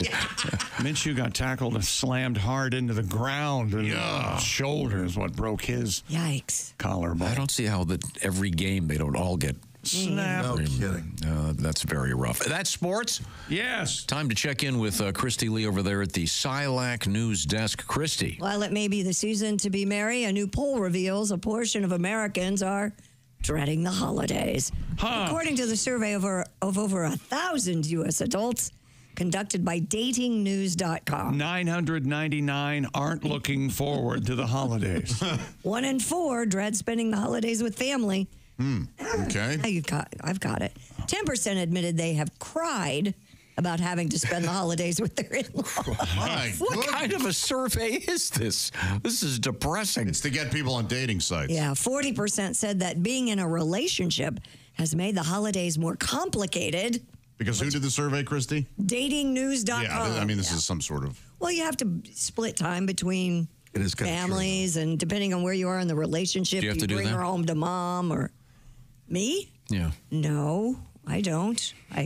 What are you talking about? I host Thanksgiving. I see where you're going. No, oh, You sorry. want to hear... Because everybody's dead? Is that what you want? Yep. That's the one advantage of that funeral last year. One less Thanksgiving dinner to go to. My kids have to deal with that. Being There you go. parents. There you go. They have to go to their dad's and then come to my house. Okay. Where do they go first? They're going to his house. Is that the rule? How do you parcel that out? Do you want me to be honest about it? Who does the big meal? No, because you'll regret it and you'll be crying in the kitchen. You better not be honest about it. Let's I'm sorry that I brought I'll it say up. it. I have the wine. Oh, yeah. So they like to finish at my place because that way they're They can just pass out. And they're of age. Yeah, they're in their 20s. They're having fun. 1 in 3 dread planning how they will split time with extended family, and the same number of people say plans cause tension with their families. Not enough families do what my family did, which was, hey, one side has to go, we're giving up Thursday, we will do Friday or Saturday. Right. It's not which that makes big of it a easy. deal. Yeah. 10% of respondents plan to skip holiday gatherings this year. 80% compromise with their partner. Of course, that should be higher. 15% said they rotate family visits. 15% say spend holidays separately from their partner. Oh, okay. Whoa. And it says here that Americans will spend an average of $1,100 hosting during the holidays. That seems high to me. Hi. Have you been to the... I have 25 people coming to my house. You know, Thanksgiving dinner's a little more expensive. I know. If you had to guess, you have 25 people coming over, what would you estimate the cost of food? Are you paying for all the food? No, I do have people bringing food, but Okay, I'm yeah. doing a lot. But I had to rent tables and chairs because I don't have enough seating. But does you have to buy liquor. You have to I'd like to know, what do you think the average gathering is? How many people? probably 10. Maybe. Yeah, I would say, yeah. Yeah, Okay. So it's more than $100 per person, what they're saying? Yeah. I guess that's for all the extra booze you need so they don't kill each other. And then this year, oh my God, post-election, there's going to be blood. You know, I honestly, There should just be a sign going, you cannot talk politics. God is my witness. Ask Andy. I brought this up last night. I said, should I have a banner made? No politics. No politics. No, just put you it just in shut the them down garage. if you want We're it to not be going shut to down. talk about it. Yeah. Yeah, I quite literally have, it'll be possible recreation of the, what is it? What was it? Shana, you ignorant slut. Remember what was that? Jane, you ignorant slut? Jane, you ignorant slut. I'm sorry. Yeah, it was a parody of Shana Alexander. Remember that was, point counterpoint. I used to love that. I say you take off your shoe and you pound it on the table like Khrushchev. Oh, yeah. How about that? We will bury you. Yes. Is it at your See, home? you gotta know how to talk to him. That's right. Yeah. Are you hosting this year? Yeah. Well, then it's your house. You make the rules. Now, at some point, will you address the proletariat? Will you give a speech and say thank you all for being here? I'd like to review now who voted for whom and who watches MSNBC and who watches Fox News. Let's just go right. We'll start right there. You against that wall? You against that wall? More booze for both these two. Finn, get the hostess. Are you doing one of those turkey dash things in the morning? Yeah. Yeah, I saw a great thing the other day on social media. The definition of hell is marrying into a family that does a half marathon on a turkey day. I love doing that. A 5K or whatever. It was a 5K. It's a thing. It's a run walk. Yes. I love doing it. It goes right in front. The one by us goes right in front of my house, so it shuts the road down all morning, which is kind of nice because you get to see all the. Well, the mayor's always at the one. The mayor's always at the one I go to. Oh. And I always get close enough, and I scream at him. I voted for you. You owe me $10. every year, I can see he goes. Shut up. It's a joke. Calm down. God. Yeah, I voted for him twice. Oh, then he owes you 20. That's right. Okay, very good. And then do you introduce? So I don't have to vote. And then you introduce the cast as you do. Not say, hi, this is my family. You don't say that. Well, we were walking by pretty quick, but hi, this is the cast. I did that the one year because we were videotaping. Yeah, that makes sense. White Castle has. No, wait a second, Josh. Aren't you doing a? You're doing, what is it, a Friday night or a Saturday night to Thanksgiving? Saturday day, yeah, with the family, and then Thursday. Real dumb. Cooks about. It's wonderful. It's wonderful. And not just because you get to have gravy twice. I for a second I thought I was talking to my friend. Yeah. Thursday, what do you do? I'm going to talk to you because I am your friend. So what do you do on Thursday? I'm going to make some food at home. Oh, but nice. Now, so I didn't know that until yesterday, and so I have to go buy a turkey today. And I have to get the perfect size to where it will be thawed by Thursday. Well, you can get a fresh one. There are a lot of fresh ones that are ready. Please tell me where, because I looked online and I went to a couple places and they were sold out. They said. Oh, really? So yeah, but let me know where. I'll tell you off the air. Okay, great. I'd love to get a fresh turkey. I got some in the trunk. Oh, all right. Now, can I ask how many people are going to be there? Do you know? 2 to 4. Oh, then maybe you should just go with a couple of Cornish game hens.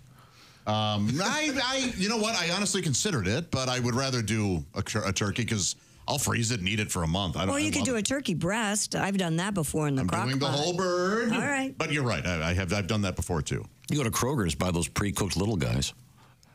Pre-cooked the rotisserie chickens? Yeah, tell them you're celebrating. Just go get a pound. Tell them you're celebrating the Wizard of Oz. This turkey tastes like chicken.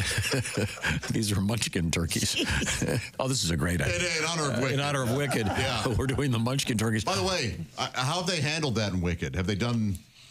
do we know? Do the Munchkins show up at all? I don't know. I haven't seen it. Oh, I don't know either. Yeah. Probably not in the world of... I mean, don't you just hire I don't know. dwarfs? Right? Yeah. Don't shrink people like they did Hugh Grant and Willy Wonka. Now, look at you, Chick, because you loved that movie. I did. And I love Hugh Grant, and I love Timothy Ham and Eggs. And Timothy Chalamet. I love Hugh Grant. I love Hugh Grant. Hugh Grant. I'm considered normal size for whatever they call those people. Oompa Loompas. I haven't seen it yet, so we'll give you a full report. All right. White Castle has released a new lineup of slider-based stuffing recipes for this year. Delicious. The original slider stuffing was first introduced in 1991, and since then, White Castle has added several variations. This year, the fast food chain is introducing Fat Joe's Jalapeno Cheese Slider Stuffing. Well, you can just say Joe's Jalapeno. We know he's fat. The recipe was created last year by rapper and Craver Hall of Famer Fat Joe. Oh, there's actually a Fat Joe? Yeah. And it features sauteed celery, jalapeno peppers, cilantro, shredded pepper jack cheese, jalapeno cheese sliders with a guest appearance from Saison, a blend of spices popular in Puerto Rico, Dominican, and Mexican cuisines. Oh, I see. That would be spicy. Have you tried that? Didn't we try that here? Yes, we had just made White Castle. Did we really? Because I don't remember it. Really? I thought she did. And it tasted tasted just like White Castles, of course. Okay, yeah. Oh, I love What do you think it's going to taste like? Whoppers? No. What are you, an idiot? Whoppers the malted milk balls or Whoppers the Burger King creation? That reminded me. When we had that discussion about... You call yours a Whopper, don't you? Honey, you want to eat this? Honey, you want to eat this Whopper before I put it away? Well, that's exactly where I'm going with it. We had that discussion about what fast food place would you go on a first date. Yeah, and you thought Burger King. Well, no, it just dawned on me just now when you said that. You go to Burger King. Hey, baby, I just want to see if you could handle a Whopper. It doesn't help when you use that voice. Hey, baby, I want to try and handle this Whopper. Said the man who was asked to leave Burger King. And Chef Matty Matheson has shared an unusual secret to making a better gravy this Thanksgiving. In an interview with Food and Wine magazine, the 42-year-old chef revealed adding ketchup and soy sauce will take your Thanksgiving gravy to the next level. What? Mr. Matheson suggested you test the recipe on a classic gravy and add the 2 ingredients incrementally so the sauce does not end up too sweet or too salty. Oh, this is... He said by way of order, he suggests stirring together your butter, your flour, making your roux, and then adding ketchup or soy sauce to kind of balance it out. No. That's interesting. No. Well, I mean, ketchup Say is... I'm going to do this? Have him try it. Okay, ketchup is just sugar, basically, right? Tomato coloring of some sort. Well, this is interesting. When the last time you had something good to eat? I think Tom eats well, right? I don't think he does. He eats healthy. He doesn't eat fun. I had a little bit of turkey the other night. It was delicious. Oh, great turkey. Perfect. It was a little chilly last night. It was Ever think of putting any gravy on that turkey? Anything like that? If they had gravy, I didn't see it. You said you didn't like turkey. Yeah, I don't love it, but I mean, this would happen to be good. It was a smoked turkey that, as you suggested, that's much better. Add a little flavor to it. But yeah, I'm an American. I'll have Did you have some ice cream lately? You enjoy a bowl of iced cream? I haven't had ice cream lately. Maybe if they could make a bowl of all-protein ice cream, maybe I'd be in. But I'm having a wicked Thanksgiving myself because of the movie. Yeah. Oh, really? Yeah, it's called We're Not in Ketosis Anymore. I'll be here all week, maybe. I like that joke very much. Now, what do you do for Thanksgiving, being a vegan and all, Pat? I just eat vegetables and go to my first cousins usually here in town, check local listings. And, it's kind of boring, but my son has a great time. Do you bring your guitar? Sometimes I do, yeah. What's your go-to Thanksgiving treat for the folks? Pretty much Drunken Uncle or something like that. Oh, when we come back, and you play that for us? I'd be glad to. Okay, well, that'll be fun. Coming up. I can't wait. Coming up, we have, what do you do with an old car? Do you give it a funeral and bury it? Well, these people did. We have a garden gnome that's more than it looks like. And some exciting things happening on New Year's Eve, perhaps for you. We'll see. This is the Bob and Tom Show.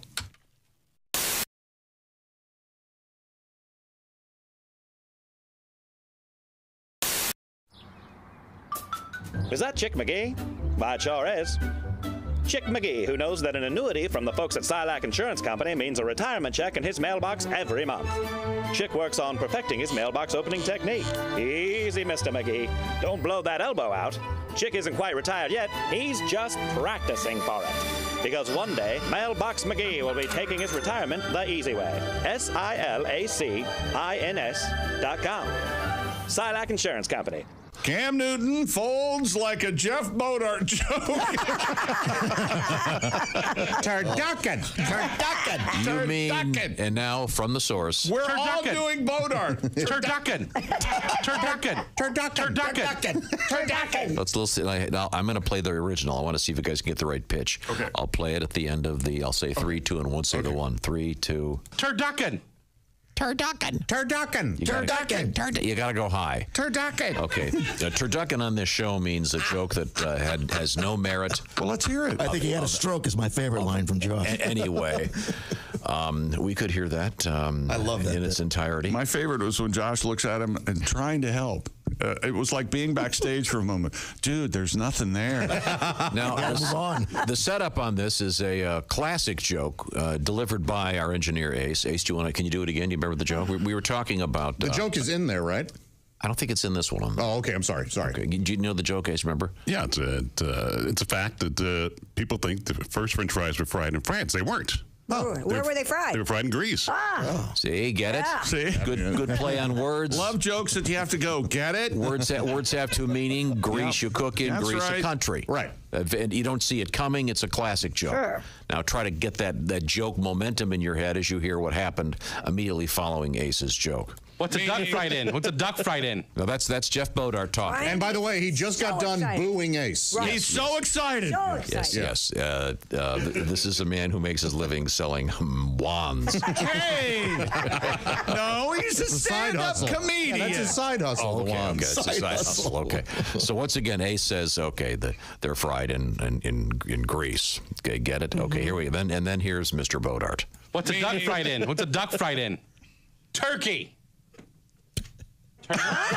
Now, I want you to know, I did not pause that. No. That was genuine. Stunned silence. I mean, that's a full 2-3 seconds. We never have that. Right. Yes, everyone is sort of processing. I think we're all going, okay, why am I not getting this? Yes. Right. At first, your brain goes, I don't get it. And then you're going, why don't I get it? What am I ignorant of? It must be some inside thing. And then we all realize none of us are getting it. And then we're laughing about that. And that's where we pick up the joke. Turducken. And then he turducken. Very. And then he takes ownership of it. Yes, by saying it again. Yeah. Which is what I am famous for. If at first you don't succeed, say it again. Say it so many times, they'll laugh just to make you stop. Let's get back to the momentum of the lack of a joke here. And this is what happened next. That isn't even a joke. He may be having a stroke. Now, I have tried to say that isn't even a joke. Yeah. Yep. Now everyone's laughing, and then someone submits that he may be having a stroke because he seems to be so upset, and then it goes here. It's as bad as that crap over there. That is not a joke. Now he's accusing Ace of telling a bad joke. Right. I enjoyed the joke very much. Ace's was a joke. Yes. It was a classic joke. I think, and probably in the Joke Hall of Fame. Mm-hmm. And then we continue. Wait a minute. No, What does a duck fight in? No, it's a duck fried in. Oh, what is a He's duck fried in turkey. Yeah, turducken. Wow, Jeff, there's nothing there, man. That's the beauty of the end of that is it's like two comedians have just come off stage. They're driving home after the gig, and Josh looks at him and goes, "Hey, the turducken thing. There's nothing there. There's nothing there. You can't know it. Because I maybe out of all of us in the room, we're giving him the biggest benefit of the doubt. Yeah. Because you've been there, and sometimes you just gotta tell them no. To use the word concept wrong, conceptually. Concept really means like gravity, but nevertheless. Conceptually, what he's trying to say is when you make a turducken, that was popular a few years back. What is it? You take a boneless chicken or something and cram it inside a duck, and then cram that inside a turkey. Is that the deal? Yeah. Right. But you don't always fry them. No, you don't fry them. I suppose you probably could. You don't, but you don't. And the turkey punchline relies on the grease punchline. Right. So it doesn't even stand on its own. No, not at all. Yeah. So that is the. If you really want to get into it. This is a new feature on the show we call Joke Autopsy, where we take a joke to the morgue and could be start here all night. doing some show. And if you talk to Jeff, he still thinks it was funny. I know. And claims that people got to have his back. No. No one can. I would like to see the exegesis as that is. You lay it all out for me. There's no way. What is a duck fry? Jeff, there's nothing there, man. No, I'm not trying to be critical. I'm just. This is what the Surgeon General is saying. I know. So I think those women who can't are pretty much, by and large, selfish, aren't they? Screw you, Chick. Don't you wish just once they'd have a day, one day a year, where you could say whatever you wanted in the radio? Just so that one time. I'm over here working, okay? You know what you could do? What? Walk in there and have Dean do it for you. You walk in there, tell Chick what you want to say, and he can fix it for you. A few minutes ago, Chick said something mean to Christy, and she... I didn't. Was that mean? I was Yes, just it making was. an observation. I was saying that some women are unable to breastfeed for a number of reasons, and you said... The main reason I can think of is because they're selfish. Okay, so Christy She wanted... seems very well adjusted Right now. and very Christy intelligent. wanted to respond, and I have great faith in our editor. Me too, because if Christy not, I've wanted lost to my respond. job. We now have the response. Okay, go ahead, play it. Hey, Chick, you. You've never had to breastfeed. You don't know what it's like. You're a ignorant, stupid son of a bitch. So shut your mouth, you stupid ass. You know, that last beep could have used a little more word. A little less a little less, and not so much hole. We have a special ugly sweater competition coming up at a beautiful new place called The Turntable in Broad Ripple. Details on that. It's coming December 11th. Tell you more soon. Hey, welcome back to the Bob and Tom Show. Christy Lee at the Silac News Desk. Yes, sir. There's Pat Godwin. Hello. Hello, Josh Arnold. Hi, Chick. There's Ace Cosby. Hey. I'm Chick McGee at the Dude Wipes Sports Desk. Hello, Tom. Get a lot of weird mail here at the radio offices. I'm a weird male. Of the Bob and Tom Show. You got a weird one? I am a weird male. Is what. M-A-L-E, male. Oh, okay. I get it. See what he said there? Uh-huh. Just having an enjoyable. Words have often different meanings, even though they sound the same. See, this is what you get for the brio now. What's that called? A homophone? Omniphone? Meminin? Metonym? Homo something. Never met a nym I didn't like. I learned that one this weekend. Metonym? Well, something like that. That's when you say, instead of saying, like, for example, if you say, today from the White House today says, well, the White House doesn't really talk. Oh, I see. Right, Yeah. The latest from 10 Downing Street. Yeah. Here's the letter. This comes to us from Mike in Live Oak, California. Dear Master and his puppets. Thank you, Mike. Uh-huh. You were talking about how you're not supposed to let your dog kiss you and lick your face. I use my dog to track wounded deer. Oh, sure. He likes to bite their balls. Oh, come on. All right. I do not let him lick my face, my arms, my mouth, or anywhere on me. No, I wouldn't either. Well, thanks, Mike. Yeah, thanks a lot, Mike. But yeah, you're not supposed to let your dog lick you. Where do you find deer balls, Chick? Wait a second. They're cheap. I know that. Yeah, they are cheap. They're under $1. There we go. That's the joke. There it is. It took a while to get there, but we did it. Now, we promised a song from Pat Godwin. And Christy, you had a story about... Just did one. I mean, yes, we do. Hey, Pat. Christy had a story about the stress of Thanksgiving. Stressful for a lot of people. And the cost of Thanksgiving. But it's fun. We enjoy Thanksgiving. Yeah, come on, give thanks. I get to host every other year, and I look forward to it every other year. That's great. Give thanks, you filthy ingrates. Who's hosting next year?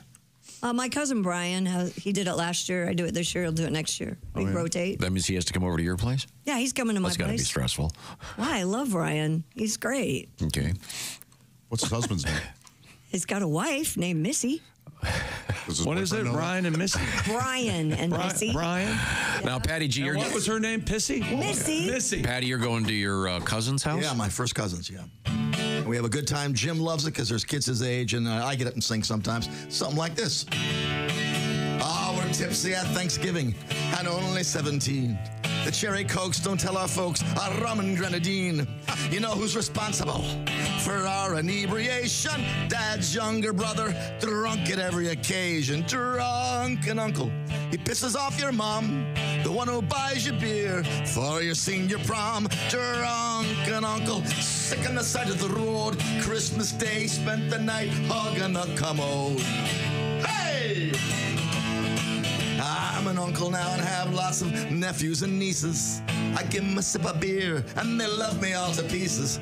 I sing them silly songs, tell them dirty jokes. I give them a shot on New Year's Eve and say, please don't tell your folks. Drunken uncle, one in every family in a trio of brothers.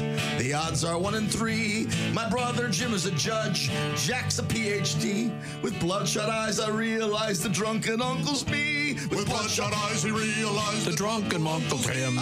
Drunken uncle, at weddings I'm a blast. I'll fall into the cake and grab your mother's ass. Hey. Drunken uncle, I think I'm real funny, but no one laughs when they lend me a grand and never get back their money. Oh no, one laughs when they lend them a grand and never get back their money. Hey.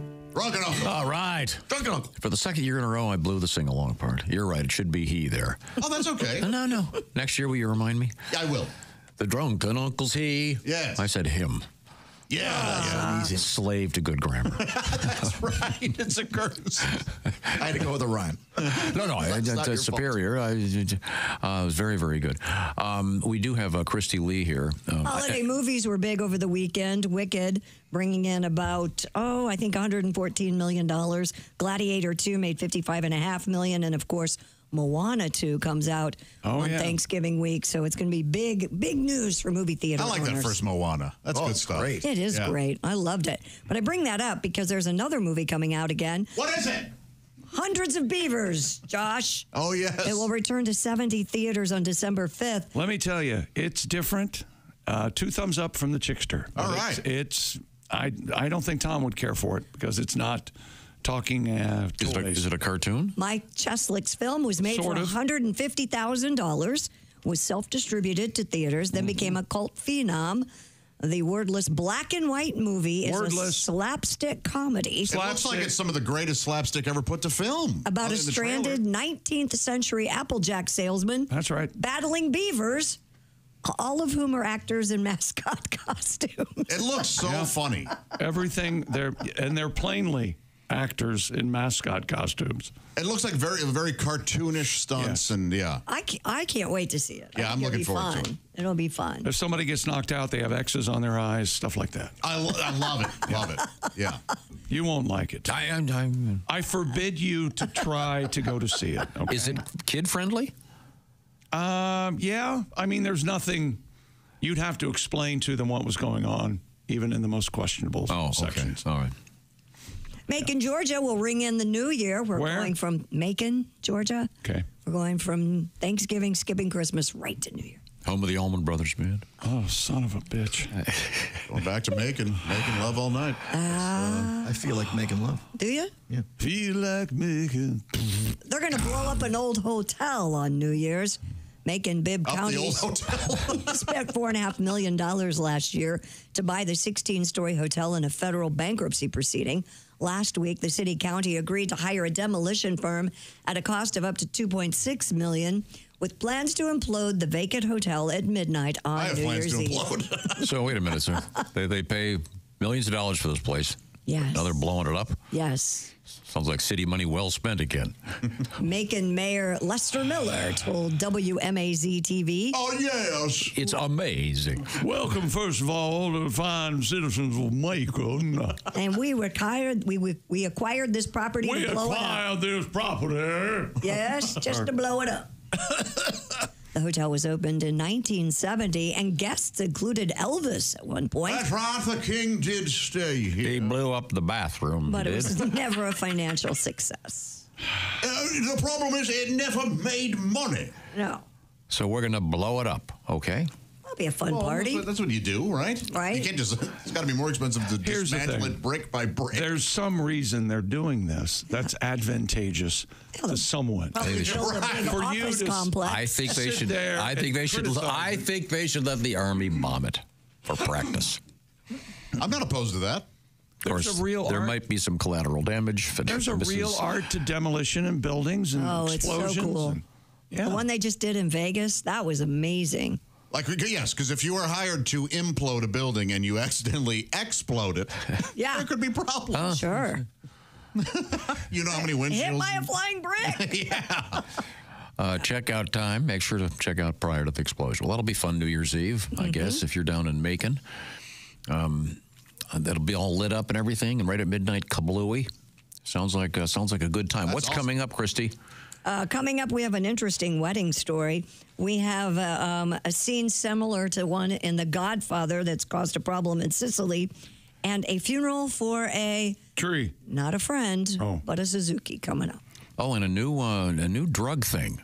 Oh, yeah? Yeah. For those of you that are into Molly, you familiar with that, Josh? I am, sure. Ecstasy? Yes, I do it every day. Ecstasy in the news coming up. This is the Bob and Tom Show.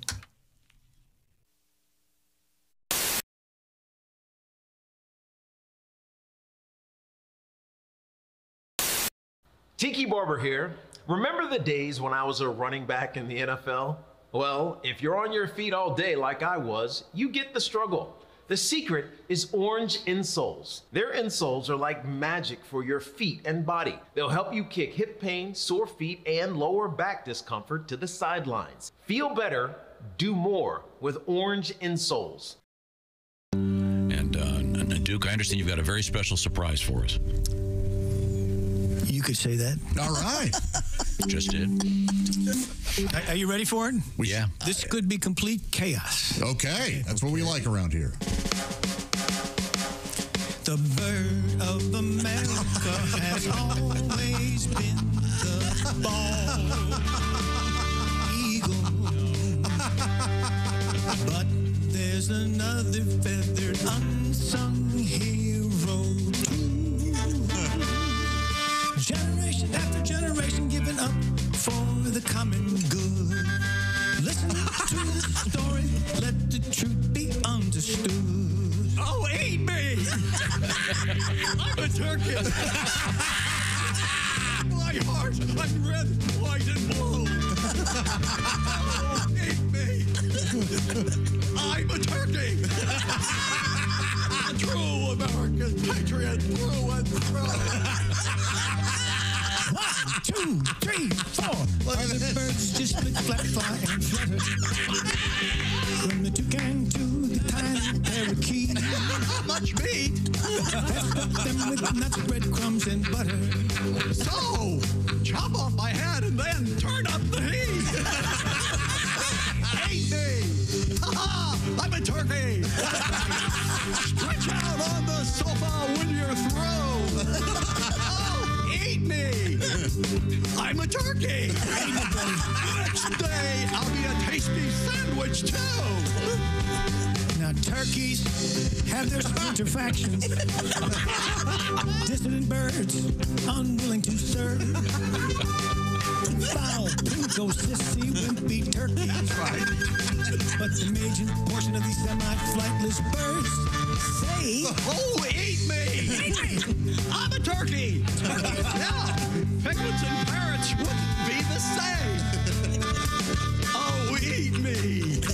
I'm a turkey! Yeah, gobble me up before the football game! Oh, boy! Happy Gert and Uncle Hank! Get that wishbone and give it a yank! Let's take this opportunity to thank!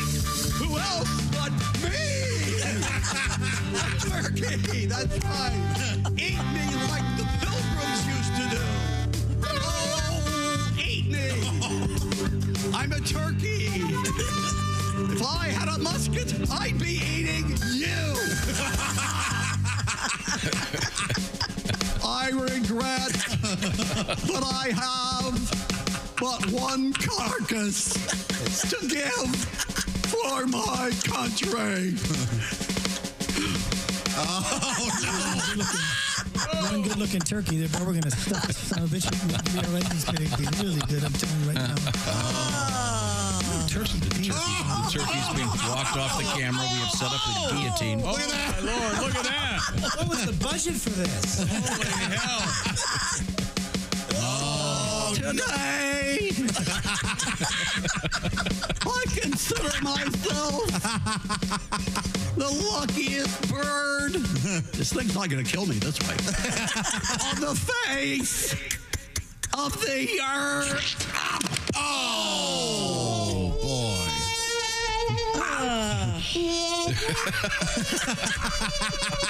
Oh, just kidding. Happy Thanksgiving from the Bob and Tom Show. Thank you very much. Thank you. Bravo. Wow. How'd you like your surprise, everybody? Loved it. I loved it. He's got moves. I had no idea he could dance like that turkey. It was like watching a late night movie. You know, they've got the production values are a little less than you're expecting. Yes. Just enough. You've finally done it. That was a surprise. Yes, that was. Thank you very much. That was a delight. Duke, nice work. Nice arrangement of a classic Duke Tomato song. Miami, Cincinnati, Boston. I mean, it's I got you. But no Houston? no Houston. Not according to this. Houston. Hello there, Houston. Hello there, Houston. Whatever. But he wants me to stop this. Don't do that. That's irritating. Don't ever make that noise again. I can't make Houston Holiday noise if you make that noise. No, yeah.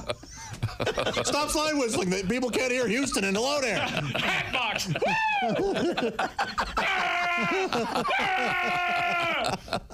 We're watching a show breakdown. Nervous breakdown. June 21st, By the show. 2018. June 21st, 2018. Houston. Oh, there. Houston. Oh, there. Houston. I wish we did all of a sudden a team of men in white scrubs come in and drag you off while you're just Houston. Hello there. We're going viral. Tighten up. Breaking away. Yeah, and then they inject you. They inject you with something. 1936. Beatles. Ed Sullivan. John Kennedy. As they inject you, it's Houston. Houston. Hello there. Houston. Happy summer solstice, everyone. Longest day of the year. Oh, my stomach hurts.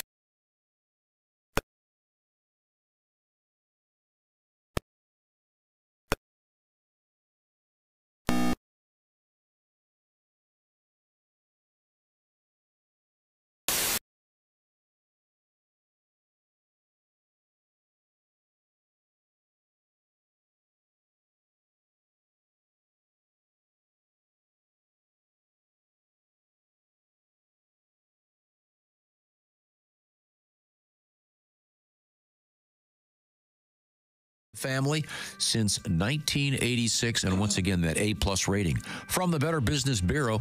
It's our buddies from Peterman Brothers Heating and Cooling. Hey, welcome back to the Bob and Tom Show. Christy Lee at the Silac News Desk. Hello. There's Pat Godwin. Hey, Chick. Mr. Tuffy. There's Josh Arnold. Hi there. At the I Hate Steven Singer sidekick chair. There's Ace Cosby. Hey. I'm Chick McGee at the Dude Wipes Sports Desk. And if you're still using toilet paper, dump your roll because wet cleans better than dry. That's just good science. Try Dude Wipes for the best clean, pants down. Here's Tom. Thank you very much, Chick McGee. We turn to Josh. You said you have some letters over there you wanted to read? Yes, our friend Big Joe from Weeki Wachee, Florida, has written in. Home of the Mermaid Show. Said after listening to the show last week, Josh was talking about watching Hallmark Christmas movies. I was genuinely curious about this. No masculine man would watch these stupid made-for-TV movies. He said after doing some research, he found that he had a Hallmark channel playing them 24/7, grabbed a beer, decided to give them a shot. He said, holy hell was I wrong. These movies have unlocked a sense of holiday spirit I never knew existed. I've now spent the better part of a week's free time watching Hallmark Christmas movies. I'm a 6'7", bearded, 35-year-old man, and I completely crumbled watching A Christmas Wish and 9 Lives of Christmas and many other movies. That's nice. He wants to know, though, what's next? When Christmas is over, do I just go back to normal and forget this ever happened, or am I now forever a Hallmark guy? Joe, you are probably now forever a Hallmark Christmas movie guy, but here's where the next level is, and I have slipped into this next level when you start watching non-Christmas Hallmark movies. Ah. And I will do that every now and again. Do they have a New Year's Eve one, I assume? They do, and they have like I Valentine's made Day. friends with an angel. They have stuff yeah, like that. They have spring ones. They have a summer, right? So They're all season related, or well, yeah, kind of, yeah. So springtime, springtime in the Alps. Well, You're guaranteed a good time. I mean, it's always going to end on a happy note. Yes. That's the great part about Hallmark movies. Yeah. It's always until they don't. Welcome to the club, Big Joe. Well, We're happy to have you. When they don't, they aren't on the Hallmark channel. Exactly. Yeah. That's Lifetime. Yeah. Oh, Yeah. really? There are other channels. Oh, yeah. Okay. Well, Remember the Judith Light movie? It was on Lifetime. Well, you remember Men Don't Tell, I think was the name of that or something. That was a battered husband. Yeah. An And important story to tell. He realized he had to leave her when she hit him with the Christmas tree. Is Uncut Gems on Hallmark? Is that? Yeah, they show that on Christmas Day. They're going to show that 24 In a hours. loop? Oh. Yeah. Uncut Gems, huh? Okay. The Adam Sandler movie? Oh, yeah. It's kind of intense. To say the least. I think Kevin Garnett is hosting, isn't he? Yeah. That's what I thought. We also asked people what they named their beds. Because the Sleep Number bed people, when you get a Sleep Number bed now, you got to stick it on your phone if you Well, want. you get to name both sides. You get to name him. So here's Dear Bob and Tom. His and hers or his and his. All right. Stephen writes, I named my bed Hogwarts. Why? Why? Because that's where the magic happens. All right. Kind of bold. Well, maybe he's not. Be proud. You're doing some serious work there. I got this letter here asking for the Ace Cosby joke of the day. Dear gentleman and Christy Lee, writes Casey, can we get an extra joke of the day from Ace? No. Is the answer. He says to cheer up Chick after the Commanders lost to the Cowboys. Oh, I see. Is that what's happening? Is that what's called ironic? This guy's a Weisenheimer. Yeah. That's Casey from Boise, Idaho. Love Boise. Jackass. Let's get at least one out right now. Pronounced Boise. Is that okay? Boise. Completely wrong. Reason. Oh, yeah. Perfect. This is. How do you like that, Ace? How do you like that, Ace? He said, pretending to have done it on purpose. All right, who's been messing with my machine? Yep, I know. You know what? I tell you one How do you thing. like that, Ace? It ain't your fault, pal. I know that. Okay, 2 for 2. No, That guy with the sexy voice, Ace Cosby, go. Thank you. Hey, Chick. Yes, Ace. When are turkeys the most grateful? When are turkeys the most grateful? I don't know, Ace. When? The day after Thanksgiving. Brought to you by Omaha Steaks. Utterly lacking in humor. Save 50%. No, see, the idea is that they live through it, you see. Yeah. If they're survivors, you know? No. Yeah. I think I'm going to pass out. That was so unfunny. Omaha Steaks, where you can save 50% off during the Omaha Steaks Cyber Sale. Go to omahasteaks.com and use promo code BTS for an extra $30 off. Minimum purchase may apply. That's Omaha Steaks. So, hey, Chick. Oh, we're getting to it. Wait. Okay, wait a second. We got no intro. Well, I'm going to have to sing it. Totally lost. Okay, Maybe this one will be a joke. Here we go. Who's that sexy man with the deep voice? Stop. What the hell is going on? It was hilariously wrong. You have to explain it to me. It's wrong and you keep doing it wrong. We don't have the original intro. Can you put it on mine, Jason? Okay. I can do it. Why don't we just all sing it together? Okay, let's go. Okay, do you want to do a spoken word thing? Kind of. No, we're going to sing. Who's that? Ready? Okay, ready? Here it comes. Because it's 1, 2. Who's no? You're not even going to play the music? Sorry. We have a bed. I was waiting. I wanted you guys. Stop it. Ready? Here it comes. Start right when the music starts. Sexy man with the deep voice. Ace Cosby. Yeah, that throws me. Okay. Son of a gun. He's been sitting on it the whole time. It only took a half hour. Hey, Chick. Yes, Ace. What? What did the turkey say to the computer? What did the turkey say to the computer? I don't know what. Google. That was Ace Cosby's joke. Google. Oh, as opposed to It's a gobble. It's a. I mean, 2 whiffs. Well, we might as well go for the third. We gotta have another. If you do a third, I will eat this coffee mug, hoping the shards destroy my ear. Here he is with his joke of the day. Yes, Ace. Hey, Chick. What did the space turkey? What I like space turkey. I like that. That's got a good start. What would a space turkey sound like? Gotta be good. What did the space turkey sound like? Hubble. Oh, yeah, there you go. There's, that's better than Google. Yeah, there's the joke. Yeah, those are in tandem. They're excellent. Boy, that seems like that took a really long It time. did, but that's okay. It was like smoking. It took 5 years off of our lives. We're not known for our Monday shows. Oh, I don't know what happened to all my sound effects. Sorry, Ace. They're just gone. You think somebody came in over the weekend? I don't know. When I press this button, it seems to be erasing everything instead of playing it. Is it delete? I don't know. You know how to spell delete, right? Yeah, okay. Oh, my gosh. You know what they call it? Delete. Why? Wait a minute. Smeared Yeah, your yeah. land. Is there disease? You know why people There like you this show? Because they listen and they think, well, I could do that. Oh, yeah. I'm sorry. Well, let's just move forward here. What's going on, Christy Lee? Officials in Sicily say a horse's head and a pregnant cow were used in what they are calling a barbaric mafia threat. Not very original. Police told CNN the dead animals were discovered on the property of a building contractor in the town of Altofonte. A police spokesperson told CNN the incident is being treated as a mafia intimidation tactic. The incident may be related to the recent release of 20 mafia members from local prisons whose sentences expired and who may now be out for vengeance. That is sort of scary. Yeah. A horse's head? And a pregnant cow. Dead? Yeah. Okay. Was the pregnant cow named Sharon? Ooh. Wow. God, that got dark fast. Sharon? Oh, yeah, you don't want to know the reference. Yeah, but certainly not worth exploring. Oh, that was just a coincidence. I was just asking. That reminds me, we do have our Pigskin Picks competition up and running. And, of course, week 13 begins on Thursday night.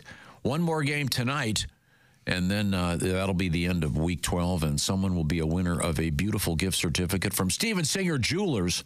Go to bobandtom.com/contest. You can make your picks for week 13, and maybe you'll be a winner of that gift certificate. That would come in very handy. Of course, Thanksgiving is the season of giving, as we've it's got the word giving right in it, Josh. I know you're opposed to this. Okay, very good. What? Very good. I am opposed to it. Okay. Put jewelry and mashed potatoes or whatever it is you're trying to sell. You're going to cause some problems. Big problem. Okay, you can put jewelry just on the table. Perhaps coated in gravy. All right, now it's time to check in with another great gift that comes in a little box. Of course, I'm talking about those fabulous Raycon earbuds. Right, Chick McGee? Raycon's Everyday Earbuds. That's right. You get amazing deal on premium audio every day of the year. What I meant to say was premium audio. But that doesn't mean they're not having any Black Friday sales. Oh, yes. They're doubling down by offering Bob and Tom Show listeners up to 30% off site-wide.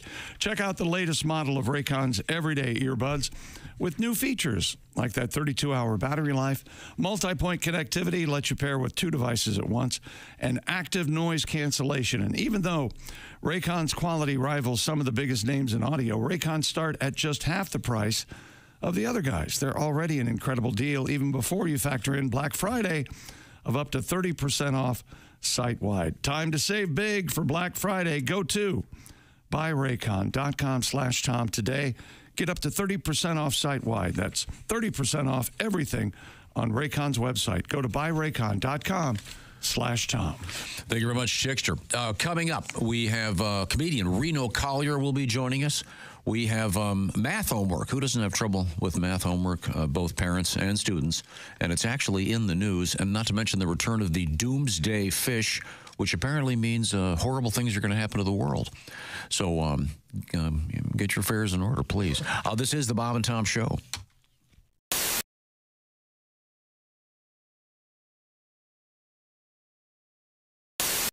All right, where's my big bowl? Hey Josh, new orange insoles are in with that deep heel cup. You should see how deep this heel cup is. Deep heel cup, you say?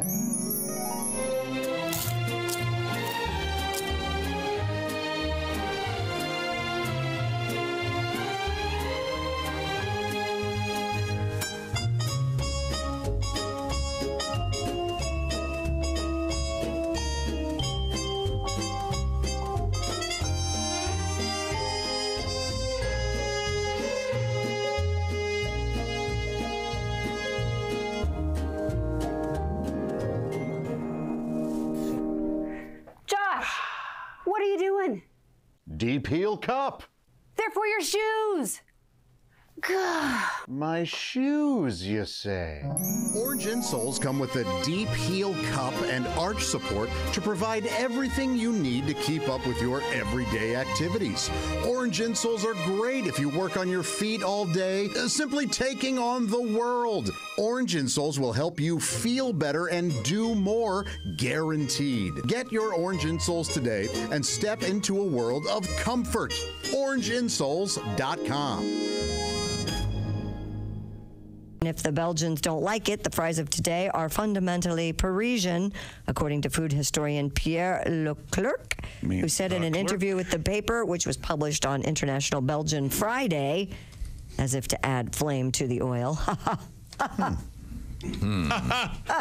Pommes frites. What is a pomme frites? A French fry. French fry. Oh. Yes, Ace, you have a question. Well, you know, Tom, the first French fries weren't fried in France. What? Huh? They were fried in grease. Okay. In Ace's defense, he's done that before, and none of you remembered it. No, I remember it. No, I don't. At least finally it made sense. There's a fair amount of acting on air sometimes, chick. Words have different What's a duck meanings. fried in? What's a duck fried in? Turkey. What? Turducken. That isn't even a joke. He may be having a stroke. It's as bad as that crap over there. That isn't even a joke. Wait a minute. No, What does a duck fight in? No, it's a duck fried in. Oh, what is a He's duck fried in turkey. Yeah, turducken. They put that. Now, Jeff, there's nothing there, man. There's not a joke there. You know what? There's the country turkey. That is not a joke in any language. Look, know we what? need to. Can we box this up? I am a professional comedian. Let's send this to the Comedy Institute and see what they say. Hey, Tom, do Jeff a favor and don't tell the people where he's performing this weekend. Abide by their decision. I've burned through all my A material in here, all right? Already? You just got here 25 minutes ago. Oh, I got to write some new stuff. Glad that we're back. I just suffered through 6 minutes of Josh and Christy shopping for candles. No, we weren't. You weren't even paying attention. Yes, and then Josh goes, I've got a coupon. No, we were looking for an avocado tool. Yes. You tool. And you know what? Oh, I'm Yes. sorry. I do have a coupon, and what's wrong with that? And he goes, I'm going to go to Bed Bath & Beyond today because I have a coupon. And he'll get a coupon. I'm going to get candles and an avocado tool. Yep. What I'm going to pin it, a T-shirt. What kind of candle are you getting? What flavor candle are you looking for? I like pumpkin. That's right. Oh, now's a good time for that. Yeah. Good time of year. I'd object, but I happen to have Do you ever go into a candle myself, so end of my Do objection. you ever go into a store and pick up something and you don't really look at the price and you take it up to the register and they go $101.98 and you go, what?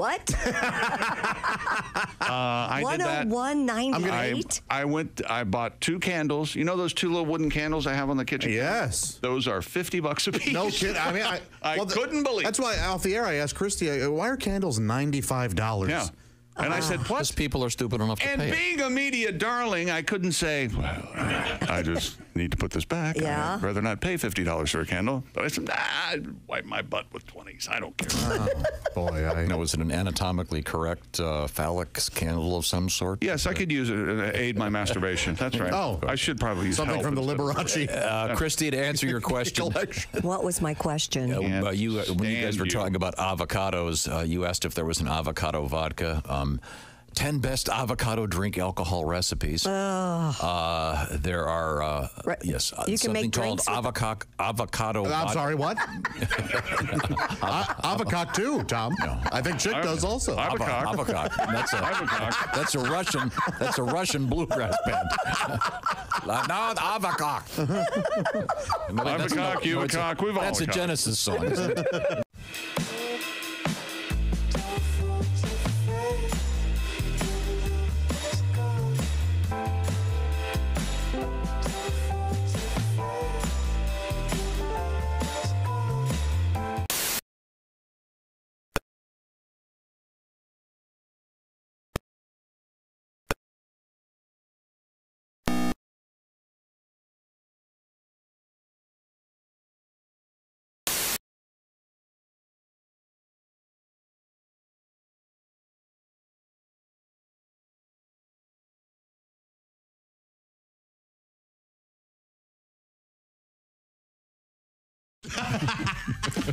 Welcome back to the Bob and Tom Show. Sometimes the jokes, you have to squeeze them in.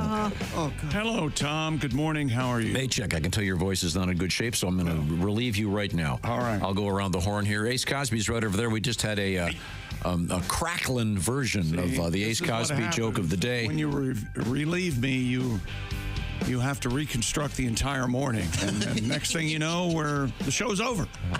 That's the goal. That's the object. No, it's not. Let's see. Josh is right over there in the at the Sidekick headquarters. Nobody cares. Brought to you by Steven Singer Jewelers. Oh, I like that part. Am I the only one in fine fettle, as they say? Fine fettle? Yes. Really? Your voices are all. I feel fine. Okay. Okay, good. All right. You don't sound. You sound like hell. All right. Pat, you've only got about half your range. I made sort of a comeback early this morning. Not much, though. Well, what else you got for us? Why don't you play some? Yeah. I got lots. Why don't you play anything you know? I got a long one, though. I don't know if you want to hear a long one. I want to hear a long one. You got a long one? Let's do it. For the last year, I've been waking up in the morning and I feel like, did I go out last night? No. Why am I in so much pain? It would just hurt. Of course, I've had back surgeries, but then it dawned on me what the real issue was. Woke up this morning and something just ain't right. My head aches, my ears ring like I was out last night. I'm hurting all over. Maybe I'm getting a cold. Wait a minute, that's right. I'm just getting old. This life is killing me, and I want to live forever. The only things that keep me alive and all together are titanium screws, BP meds and statins, plant-based foods, and no more Manhattans. A CPAP machine, yoga and green tea, protein smoothies, and omega-3. Oh, this life is killing me. Oh, my brain is foggy. What was I thinking? Feels like I'm hungover, but I wasn't drinking. I go to bed early and I eat right, but I wake up in pain like I was in a prize fight. Oh, this life is killing me. Why does it come as a surprise? Should've took better care of myself when I was 25, cause now it's SPF 50 and St. Joe's baby aspirin. It's the fourth quarter and I'm Hail Mary passing. Saunas and ice baths, but let the truth be told, I'm not getting any better, no, I'm just getting old. This life is killing me, and these last years aren't so kind. I miss the things that comforted me and eased my worried mind, like cheeseburgers and fries, cigarettes and whiskey, sex, drugs, and rock and roll, and behavior that was risky. Never thought of the future when I was in my prime. Oh, this life is killing me, but I'm having one hell of a time. Oh, this life is killing me. Woo! Yeah. All right. The statins. Yeah. I'll take baby aspirin. Oh yeah. Are you on that? Oh, of course. Yeah, every afternoon, I grind it up and use it as a suppository. Oh, It's hard, you're doing it wrong. Hard to get the straw in there, and it doesn't make it. Taking it in is a bitch. took a lot of practice. We have Christy Lee. I can see her right over there. She's at the Silac Insurance News. Have we missed anything? Dutch officials say officers conducting a drug bust discovered a garden gnome made of MDMA, or ecstasy, or Molly, whatever you call it, a drug with stimulant and psychedelic properties. The gnome garnered suspicion after it was found among suspected narcotics during a raid. Authorities said, in itself, a strange place to keep your garden gnome.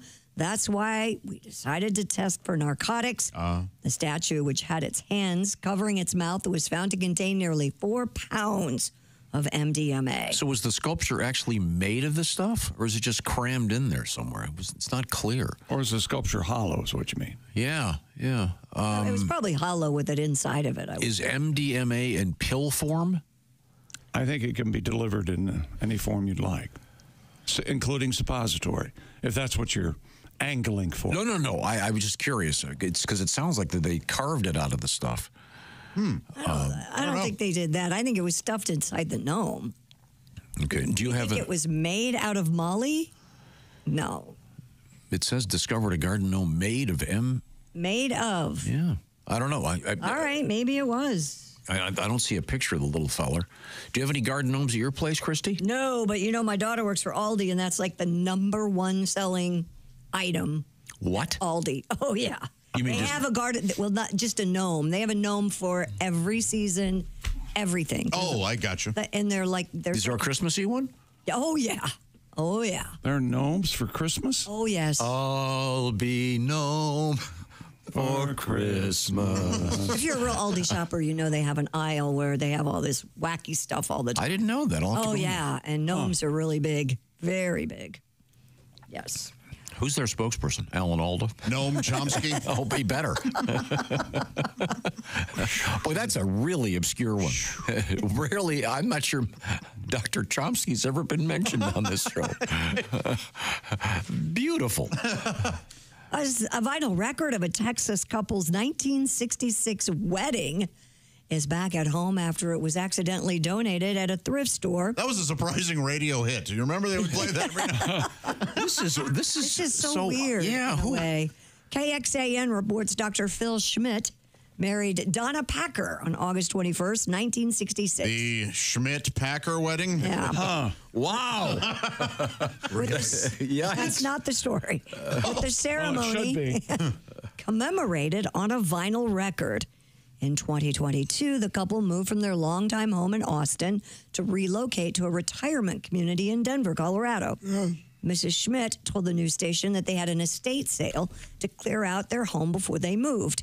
A few months ago, Katie Ornelas discovered the wedding record inside the sleeve of an album labeled The Modern Jazz Quartet at Music Inn that she had purchased at a thrift shop. She worked to find its missing owners, and soon the story found its way to the best friend of the Schmidt's daughter. Mrs. Schmidt said since they have been reunited with the record and just in time for their 59th wedding anniversary next year. I'd never heard of anyone just doing an audio recording of a wedding. No. And then putting it on vinyl. I hadn't either. Was that a thing in the mid-'60s? I don't know. I was too young to know. Were there machines that would record directly on vinyl that you could have at your house? You would put in a blank. The only thing I know about that is I've seen in movies where you could go down to a department store and record something. Yeah, that might have been even earlier than that. But I mean, if it was the wedding, they probably would have had to bring a bunch of remote equipment. Mm-hmm. That's just such an odd thing. And her name is what is it? Schmidt-Packer? Yeah, if she hyphenated, which I doubt she did. What would be worse, that or Kicker? Schmidt-Kicker. Donna Schmidt-Kicker. You're a baby, aren't you? Yeah, sorry. New York has repealed a seldom used law over a century old that made it a crime to cheat on your spouse. The misdemeanor used to land adulterers in jail for up to 3 months. New York's governor signed a bill on Friday repealing this statute. It dates back to 1907. And they said, and it's been very hard to enforce ever since. Yeah, I'm sure. Yeah, that's a shame. KFC hoping its new holiday product will be on everyone's lips, literally. The fast food chain has launched lickable wrapping paper for the gifting season. Ew. According to the product description, the limited edition paper purportedly tastes like KFC's original recipe chicken. Quote, with a refreshing hint of cranberry sauce and an aromatic pinch of sage from the sage and onion stuffing patty. All right. So it's lickable wrapping paper. That's. Why would you lick your wrapping paper? Well, didn't they have that in Willy Wonka? It was wallpaper, right? The snozberries taste like snozberries. Yeah. How do you know to lick it? I mean, Well, I'm pretty sure it's labeled that way, right? Oh, really? Okay. That, of course, reminds me of the great song Lick It Up from Kiss, right, Ace? Aren't there going to be a lot of dogs unwrapping gifts early? Because, no kidding. That ever happened to you when you were a kid? Yeah, we did have a dog that would bite and tear at the paper, and you could kind of see. I remember my dog Duffy going in and peeing on the Christmas tree. Oh, my. He was a leg lifter. Was he? Yeah, unlike any of the dogs I have now. Really? You don't have a male dog that lifts his leg? Nope. Christy's a leg lifter. She can pee in any urinal in town. She just kicked up over there. I know. Like 3 feet up the wall. Yeah. Yeah, I don't know. Yeah, all my dogs, they crouch. They don't lift their leg my to boy urinate. lifts. He does? Yeah, it took him a couple years, but he decided, I guess, after 2 years. I don't know if I should go train him or yeah, but I remember Duffy running out and peeing in the Christmas tree because he made sense. Hey, look, we got indoor plumbing. There's a tree here. I'm going for it. So did he do it once, or did he? I mean, we learned after that to not let him go over there and do that. Is that the same one that got upset when you would guys would leave? If he saw a suitcase, he'd vomit. Good Lord. Again, Pavlov didn't really have that much of an observation powers, really. We had, he was a good doggy, but just the one time he saw the tree. When does your tree go up, I should say, Christy Lee? Friday, day after Thanksgiving. In fact, it's sitting there at the front of the garage waiting to be rolled down the driveway. Yeah. Yep, very excited. Because the girls will be home and they'll be able to help me decorate, theoretically. I don't want to. Did you just say marijuana or I don't want? I don't want to help you decorate this tree. I hate you. I went to throw the Christmas That's lights. Christmas. Dad doesn't make me decorate the That's tree. right. Had the Christmas lights all set to go outside. I think we might be close to the bone here. Is there a ceremony and somebody gets to flip the switch? Not till we find where the wires broke. So, yeah. Oh, so you've got them up. I had him put them up early so they could do it in the warmer weather, but now there's a broken wire. So far, bah humbug for me. Right now, we had some nice Christmassy and Thanksgiving-y requests, and I thought we'd feature this classic. This is available as a nice video on the various Bob and Tom social media platforms.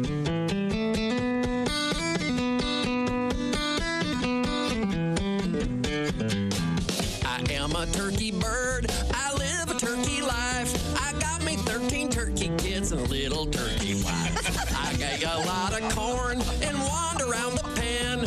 Have a drink of water, then I have some corn again. A feather sticking out, a pecking on the ground. Come on, check me out. I'm strutting all around. Dangly noodle hang thing, and growing off my face. Looking good, only thing to say is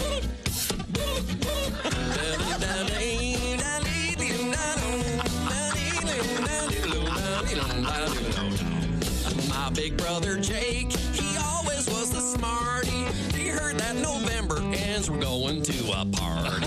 Going to a party, I'll be the guest of honor, where they will present to me a red pop-up thermom.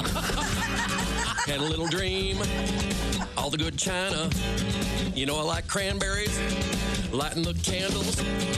Pass me the rutabaga. Any corn left? Getting kind of sleepy. You ate too much? Boy, I'm stuffed.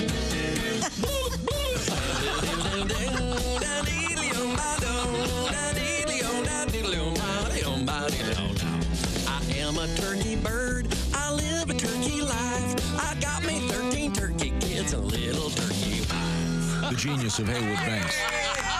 Christy, update on the lickable paper from KFC. What's the update? The spokesperson, Phoebe Sims, says, introducing our first ever lickable wrapping paper, inspired by our epic limited edition stuffing stacker burger at KFC. She said, a fan should be aware of the fine print, the novelty wrapping paper not intended for human consumption. So you're not supposed to eat the paper. No. Just lick it. Yeah. Okay. And the lickable areas of the paper have a protective cover that needs to be peeled off. All right. So it's pretty obvious. Yeah, okay. So it's obvious that you don't just I need to look at this. shove it down. And so that'll maybe keep the dogs away from it because they won't smell it? Yeah, but I think it's fun. It looks like it's very, very sweet-looking paper, and I highly recommend it. Now, we go back to you, Christy Lee. What else you got? What does it look like? Does it look like KFC? Yeah, do you lick a piece that looks like chicken? Like, is there a... Oh, in the photograph, it looks like they're having... It looks... They've got a bunch of people licking boxes. It's, wrapped. Wait a minute. That came out. It's a whole different celebration. Putting the C in KFC. It's kind of red with some black looking. Yeah, it doesn't look very appetizing. It's not like drumsticks. Oh, okay. Yeah, I'm kind of shocked by that, actually. Here you go. I don't know if you can see that, Josh. It's kind of red with black. Yeah, KFC I mean, it's cool looking, but it does not suggest food. Right. In other news, the story of a family in India going viral. It's highlighting their decision to bury their old Suzuki station wagon in a grave instead of sending it off to a scrapyard. The lavish burial ceremony of the car was attended by 1,500 people. Boy, that is, I hope they must have had there's not a lot going on like free booze or something. And you want to go just bury a car? The Pollara family in Patashinga village buried their 18-year-old Suzuki wagon. The car was adorned with marigold garlands and rose petals. Oh, that sounds lovely. Carefully transported from the family home to a prepared burial site at the family's agricultural land. You remember when Luke Fuchs died in used cars? They buried him in the car. Oh, yes. Dug a big hole and put him out back. There, in a ceremonial fashion, the car was guided down a 15-foot deep slope into its final resting place, complete with a traditional puja and blessings. The Polarises believed the popular hatchback to be their lucky car, so they wanted to say goodbye to it properly rather than just abandoning it at some scrapyard. I'm surprised they didn't do it. Isn't that typically, don't they do the funeral pyre there? Isn't that the standard? In India? Yeah. I don't know. I don't know. I thought they just threw it in the river. Doesn't that happen a lot? I thought, wasn't that where the funeral pyre... Wasn't the Ganges like a lot of corpses? That if you listen to Tom, that's what I've always When you heard look at from it, it looks him. like Frogger, but instead of logs, it's just people. Man. Oh, wow. Yikes. Remember Frogger? Do you ever play Frogger? Oh, there it is. Oh, there it is. Look at that. They really did decorate the hell out of the car. Sure did. I can't help but think there's not anything else to do where they are. Other than go watch the car being buried. It's in India, so the car does not have leather interior. Oh, yeah. A lot of cloth interiors. If we're a Pinto, they just could have crashed into it and had an instant funeral pyre. But it's a Suzuki. That was a fun photograph. Thank you very much. Now, we go back over to Chick McGee to find out about his security at your place. Simply Safe, the do-it-yourself home security system. And right now, you can get 60% off a new Simply Safe security system. You heard me. Simply Safe is the home security I trust. Been using it for almost 10 years now. Simply Safe sent us security cameras for us to use here at the Bob and Tom studio. And now every hall and door is protected. Only the best security for us. And Bob and Tom listeners can get 60% off today just by visiting simplysafetom.com. Simply Safe, a new way to protect your home that stops intruders before they get inside. Old school systems only take action once somebody's already in your home.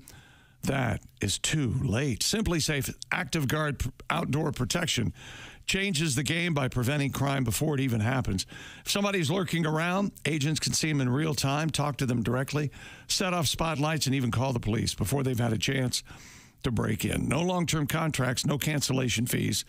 All for around $1 a day. Simply Safe, offering Bob and Tom Show listeners exclusive early access to their Black Friday sale. 60% off any new system with a select professional monitoring plan.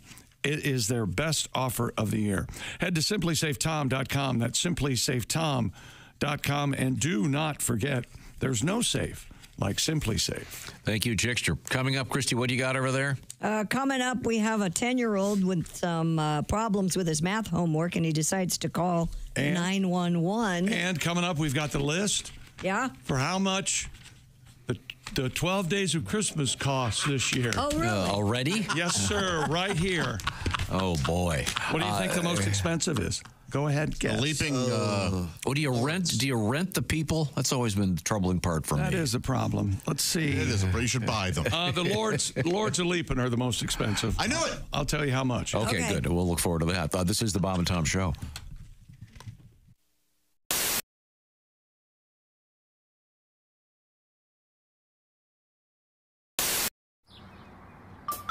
Is that Chick McGee? Why, it sure is. Chick McGee, who knows that an annuity from the folks at Silac Insurance Company means a retirement check in his mailbox every month. Chick works on perfecting his mailbox opening technique. Easy, Mr. McGee. Don't blow that elbow out. Chick isn't quite retired yet. He's just practicing for it. Because one day, Mailbox McGee will be taking his retirement the easy way. SILACINS.com. Silac Insurance Company. A lot to get to here. Oh. Wait. Yes, I will get that. Hello, Bob and Tom Show. Hey, Bob and Tom, it's Donnie Baker. Oh, Donnie. You guys are getting all excited about Thanksgiving? Oh, yeah. Mm-hmm. I'll say it like this. This might surprise you, but it's my favorite of all the holidays. Really? Is it?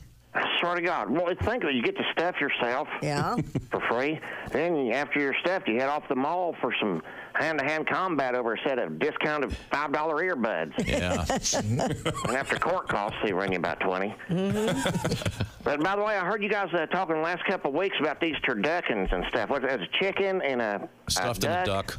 Stuffed in a turkey. It's ridiculous. In a turkey. Yeah, well, if you love turduckins, you'll love our Baker family tradition. Oh, what do you do? We do splarky. Yes, what's that? Well, you take your 20-pound turkey. Yeah. Right. Then you're going to stuff it with 7 cans of Spam. Oh, boy. Okay. 4 dozen Slim Jims. Right. Yes. About 6 bags of Funyuns. Well, there you go. Oh. Bake it $3.75, $3.50, about 6 to 8 hours, and serve. Now, Donnie, you know 4 dozen Slim Jims is 48 Slim Jims, right? Well, these are the minis, chick. Oh, okay. So that's your splurky. These look like the Virginia Slim Jims. Oh, okay. Very silly, Donnie. Well, the turkey comes out so moist, and then that Funyun stuffing ain't nothing to shake your stick at neither. Oh. I love Thanksgiving. Sounds You know, good. Thanksgiving is like not only eating, it's a good time to argue with your family in person and not just on Facebook. Oh, yeah. Yeah. Yeah, nice. Because it used to be all us men be in the family room watching Scarface, and then all the women be in the kitchen cooking. Right. But nowadays, you got the Republican side of your family hanging out in the garage while the Democrats are all huddled up by the mini barn.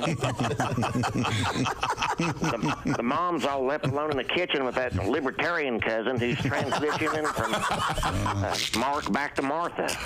Pretty God. Oh, transitioning. Oh, I see. But I hope you're planning on making one of our Sparkies. If you do, and if you do, take the Spam out of the can. Oh, yeah, that's helpful. Oh, I would think so. good to know. Our hottest cousin Amber, she learned the hard way. When Spam cans end up bursting, she tried to deep frying the bird, ruined Thanksgiving and her carport. Oh, yeah. And you say she's your hottest cousin. Yeah. Hey, Judge, if you want, Josh, but that's why I take rubbers to the family reunion. Okay. But the turkey actually still tasted good after the accident. I mean, what you could find of it, you had to eat it around the shrapnel. Yeah, sure. Like peel and eat shrimp a little bit. Oh, and you want to take the Slim Jims out of the wrappers, too. Yes. Good point. My cousin Lonnie looked like that turtle with the stopped-up nose that ruined plastic straws for everybody. Pretty good. I'm gonna go. All right, see you. There you go. There you go. That turtle. How dare he inhale those straws?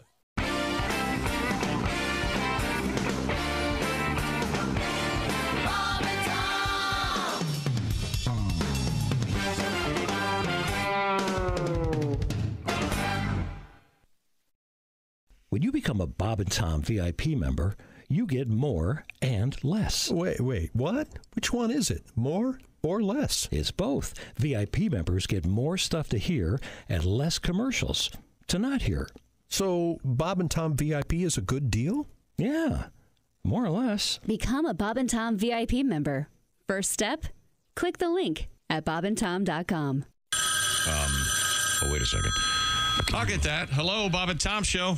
Bob and Tom, it's Kenny Tarmac. Kenny.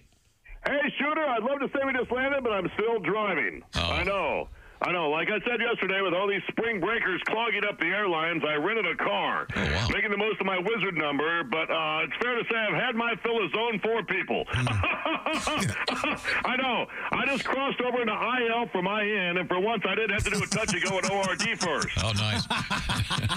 I'm at a truck stop, and like most road dogs, I had to re-up on my supply of sugar-free Celsius and veggie straws. And I'd be giving anything to be in the Sky Club about right now, but unfortunately, my rental car has a nail in the tire.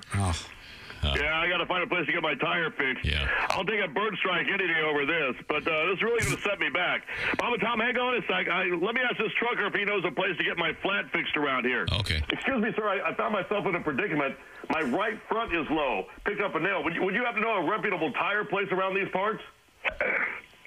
Oh, you've definitely got yourself a flat there. That's going to turn into a roll down occasion. I only won't attend to it. That's why I roll on Goodyear tires. I don't use those commie brands.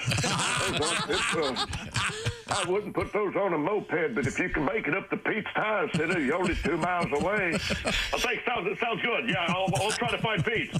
What you want to do is take a left out of here. You're going to go maybe a mile and a half on the south side of the road. You're going to see a sign for Joe Gin Spa.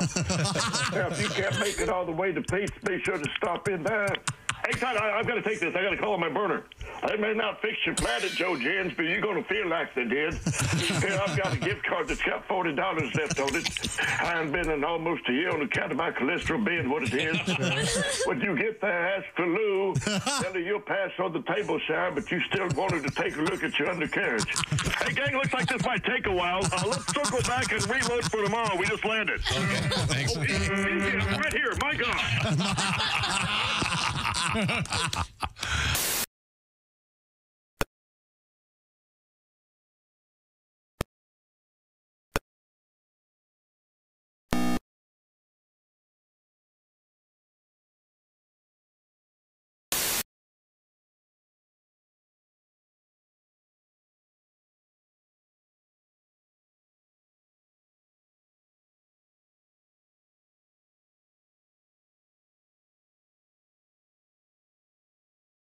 The Crackers Comedy Club in Broad Ripple. Where's Macaulay going to do it? Like in the middle of the street or something? You're not going to tell us? Good job. Old Nick. Hey, welcome back to the Bob and Tom Show. Why they do that? No one knows. I don't know.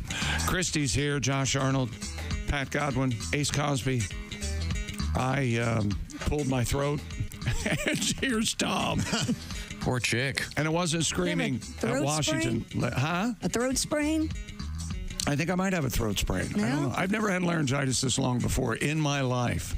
Oh, and I've been on the air almost 50 years. This has never happened before. On a lighter note, we were talking about naming beds because with the Sleep Number bed, you got to give it a name on your that app. So people are naming their beds, and got this nice one. Wes writes, "I have named my bed the Mayflower." Is that because I know, Josh? I knew you'd probably figure this out.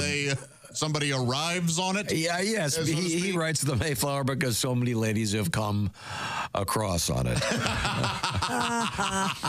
Wes from North Carolina. Wes, thank you very much. That keep it to yourself. Officially makes my day. Now, then we have this. Conversely, from Jeremy. He writes. Jeremy's spoken.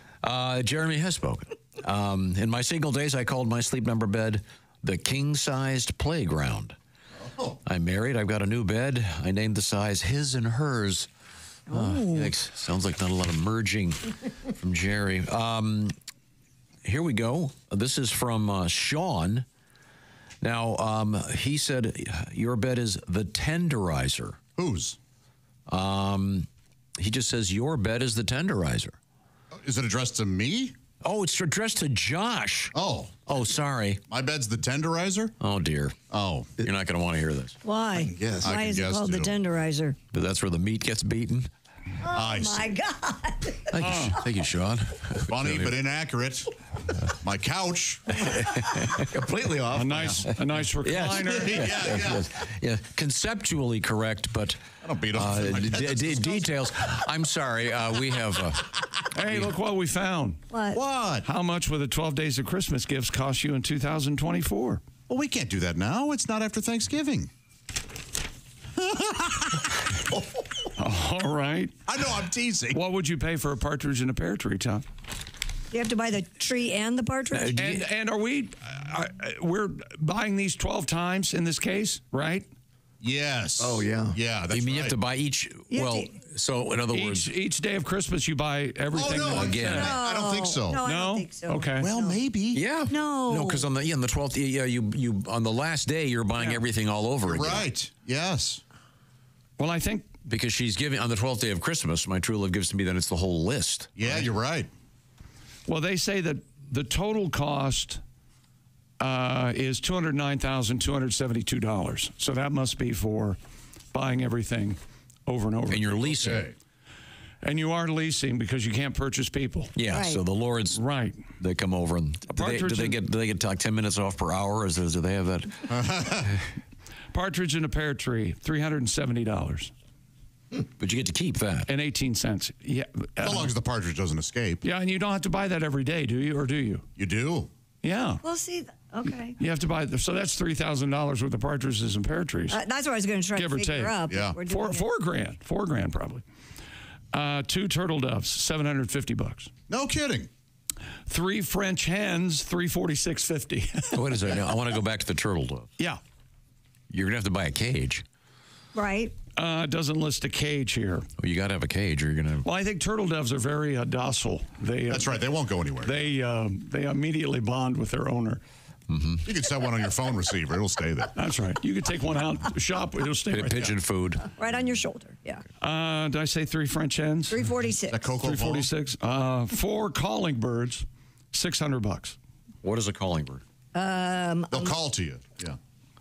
See, and this one doesn't. Tom. That's a calling bird. Yeah. 5 gold rings, $12.45. $12.45? That seems like a discount. That does because gold's at an all-time high. right now. Gold's like almost over $2,000 an ounce. That's a lot. That should say market price, depending on... 6 geese a laying, $900.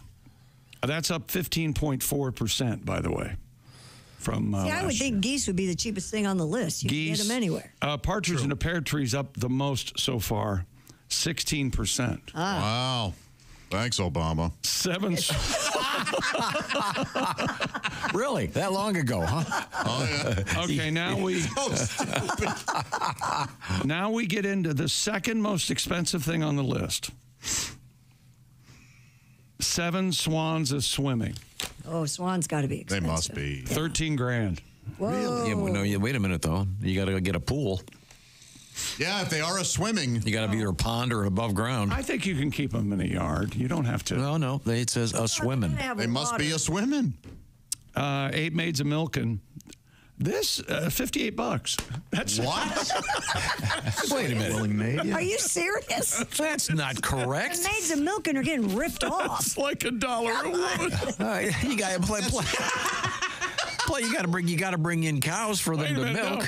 8 maids. That's like $7 a girl. $56. No. What is your source on this? This is completely wrong. I don't know, but I'm having a great time. 9 ladies dancing. Yes. That's cheap. That's $8,600. What? Yeah. Wait a minute. So the hardworking maids are getting next to nothing. $58, yeah. But the artists are getting bigger money. How much? Well, you go to Spearmint Rhino. $8,600 for the right. 9 ladies dancing. 10 Lords of Leaping. This is the most expensive on the list. $15,579. Yeah. Why are they more than the lady dancers? Why are they getting more? Lords don't come cheap because almost twice. Yeah. Any woman can be a maid or a lady, but no, not every person can be a lord. Everybody ought to have a maid. Is that a real song? Yeah, from Funny Thing Happened on the Way to Forum. Oh, that's right. Okay. 11 pipers piping, $3,700. Okay. Are they playing flutes? What do we know what? They're playing pipes. Pipes. Bagpipes? No. That'd be irritating. 11 bagpipes at the same time. And 12 drummers drumming is $4 grand. There you go. I can get you. I can get you on. That was for $100. This is from Bill Dendy, a CPA and money manager. Well, thank you, Bill. Well, I don't think he did this right. I'm going to argue with I like it. No, but the maids of milk is wrong. Well, Why? Because it's $58? That's not possible. Maybe he did some. Maybe they're undocumented. Competitive shopping. There we go. Thank you. Just glad to be here. Yeah. Which president do we blame for that? I can't keep track anymore. Looking at you, W. Okay. All right. It's going back that far, is it? Yeah. That list is ridiculous. Because if you times as the Christmas 12 by gets 12, as it's Christmas well gets over closer, I'm going to find a more accurate list. I don't buy that one. And then it says if you want to purchase all 364 gifts in the song, you better take out a second mortgage. It would be $209,272, give or take. I have no reason to doubt this CPA. Okay, I do. I wouldn't certified. I wouldn't have him do my taxes. That's all I'm saying. Okay, this is the Bob and Tom Show.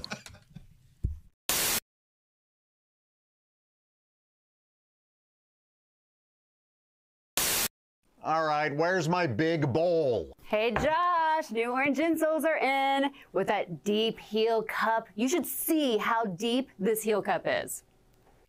Deep heel cup, you say?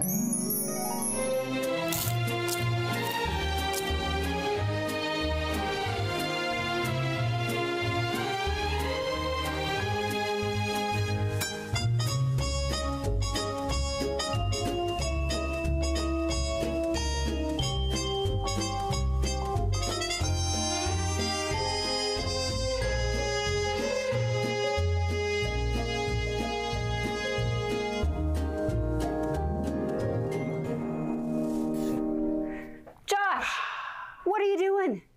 Deep heel cup. They're for your shoes. Gah. My shoes, you say?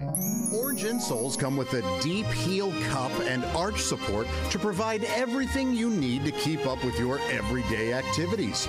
Orange insoles are great if you work on your feet all day, simply taking on the world. Orange insoles will help you feel better and do more, guaranteed. Get your orange insoles today and step into a world of comfort. OrangeInsoles.com. I get back to Kansas City. I was back last April for a wedding. And for a bunch of weird experiences, I become friends with Justin Verlander. He's a pitcher for the Houston Astros. Yeah. At the time, he was pitching for the Tigers. They were in town playing the Royals, but they had a night off, so he and I went out and had a couple of drinks. And while we're out, he sees a young lady. He says, I think I know her. I think she's an actress. I think me and my wife hung out with her. I said, hey, man, we're in Kansas City. There's no way that chick's an actress. She probably works at Cheesecake Factory or something. And he said, no, watch as he calls the waiter over. He goes, who's that chick? And he goes, well, I don't know who the chick is, but everyone at that table's Mumford & Sons. They're here playing the arena tomorrow night, and they're here having dinner. Oh, so maybe it was Carey Mulligan. Might have been. I don't know who it was. But he sends them a bottle on us, he says, which meant him. Yeah. Because I'm not. Listen, if you're worth hundreds of millions of dollars and we're hanging out, you're buying. All right? Sorry, dude. You fly private, you're buying drinks. That is a good one. I think it's fair. Yeah. You know, he buys drinks. It doesn't even show up on his register. I buy drinks. I can't buy shoes next month. So he sends them a bottle. They come over. Turns out it's not Mumford & Sons. It's just Ann Sons. Oh. Mumford wasn't there. I don't know where he was. I assume he was back at the hotel writing a song that at some point goes, So Ann Sons come over, start talking to the Detroit Tigers. I'm not really involved, so I kind of tune it all out. When I come back into focus, Ann Sons are kind of talking smack to the Detroit Tigers about beer pong. They're like, hey, we'll whoop your butt in some beer pong. And the Detroit Tigers are like, we get paid very handsomely to put balls places. Right. Bring it. So I said, hey, fellas, my parents live about 8 minutes from here. Oh, boy. We could settle this. And I said that because I know both Ann Sons and the Detroit Tigers have an entire floor to do whatever they want. So there's no reason to come to parents' house. It was complete fake hospitality. Right. Until they all turned around and looked at me and said, hell yeah, let's go to your parents' house and play beer pong. And I went, crap. Because it is now 2 o'clock on a Sunday night. Technically Monday morning. My parents are not gypsies. All right, they have real jobs that start in like 5 hours. Yes. But I also can't look at all these dudes and be like, you guys, my parents. So I just said, whatever, we're going to roll the dice, see what happens. Sure. So we get there. First off, as we're leaving, my sister texts me. She says, hey, I'm out and about. If you get home before I do, will you walk my dog? I said, hey, unless you're out and about with the Dave Matthews Band, you better get your butt home because it's about to go down at Ma and Pa's house. So we get back to my parents' house, start throwing beer pong, and stuff got weird. Like weirder than I've already described. Like my sister, who is 30, ended up in her prom dress. I don't know. I don't know how that happened. God bless her for still being able to fit in it, but also the hell, right? So we, at one point in the evening, I go outside to partake in some illegal activities. And I'm assuming the pot, not the pot, not murder. No. Well, we were going to see where it went. Sure. And so Ann's sons come with me.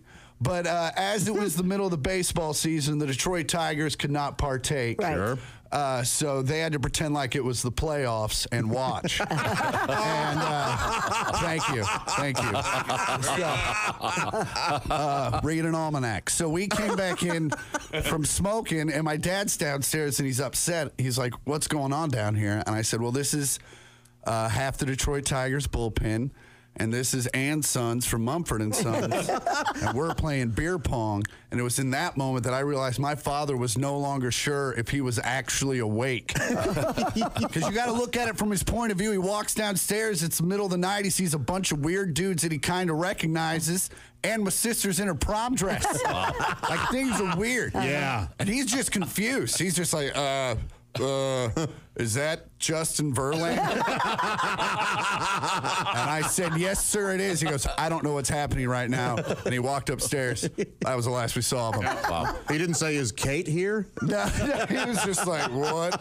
And the whole next day I'm freaking out because my parents do a lot for me. I don't even be making them upset over some stupid. Sure. Right. So when Dad gets home, I'm completely ready to take him out to dinner, buy him some drinks.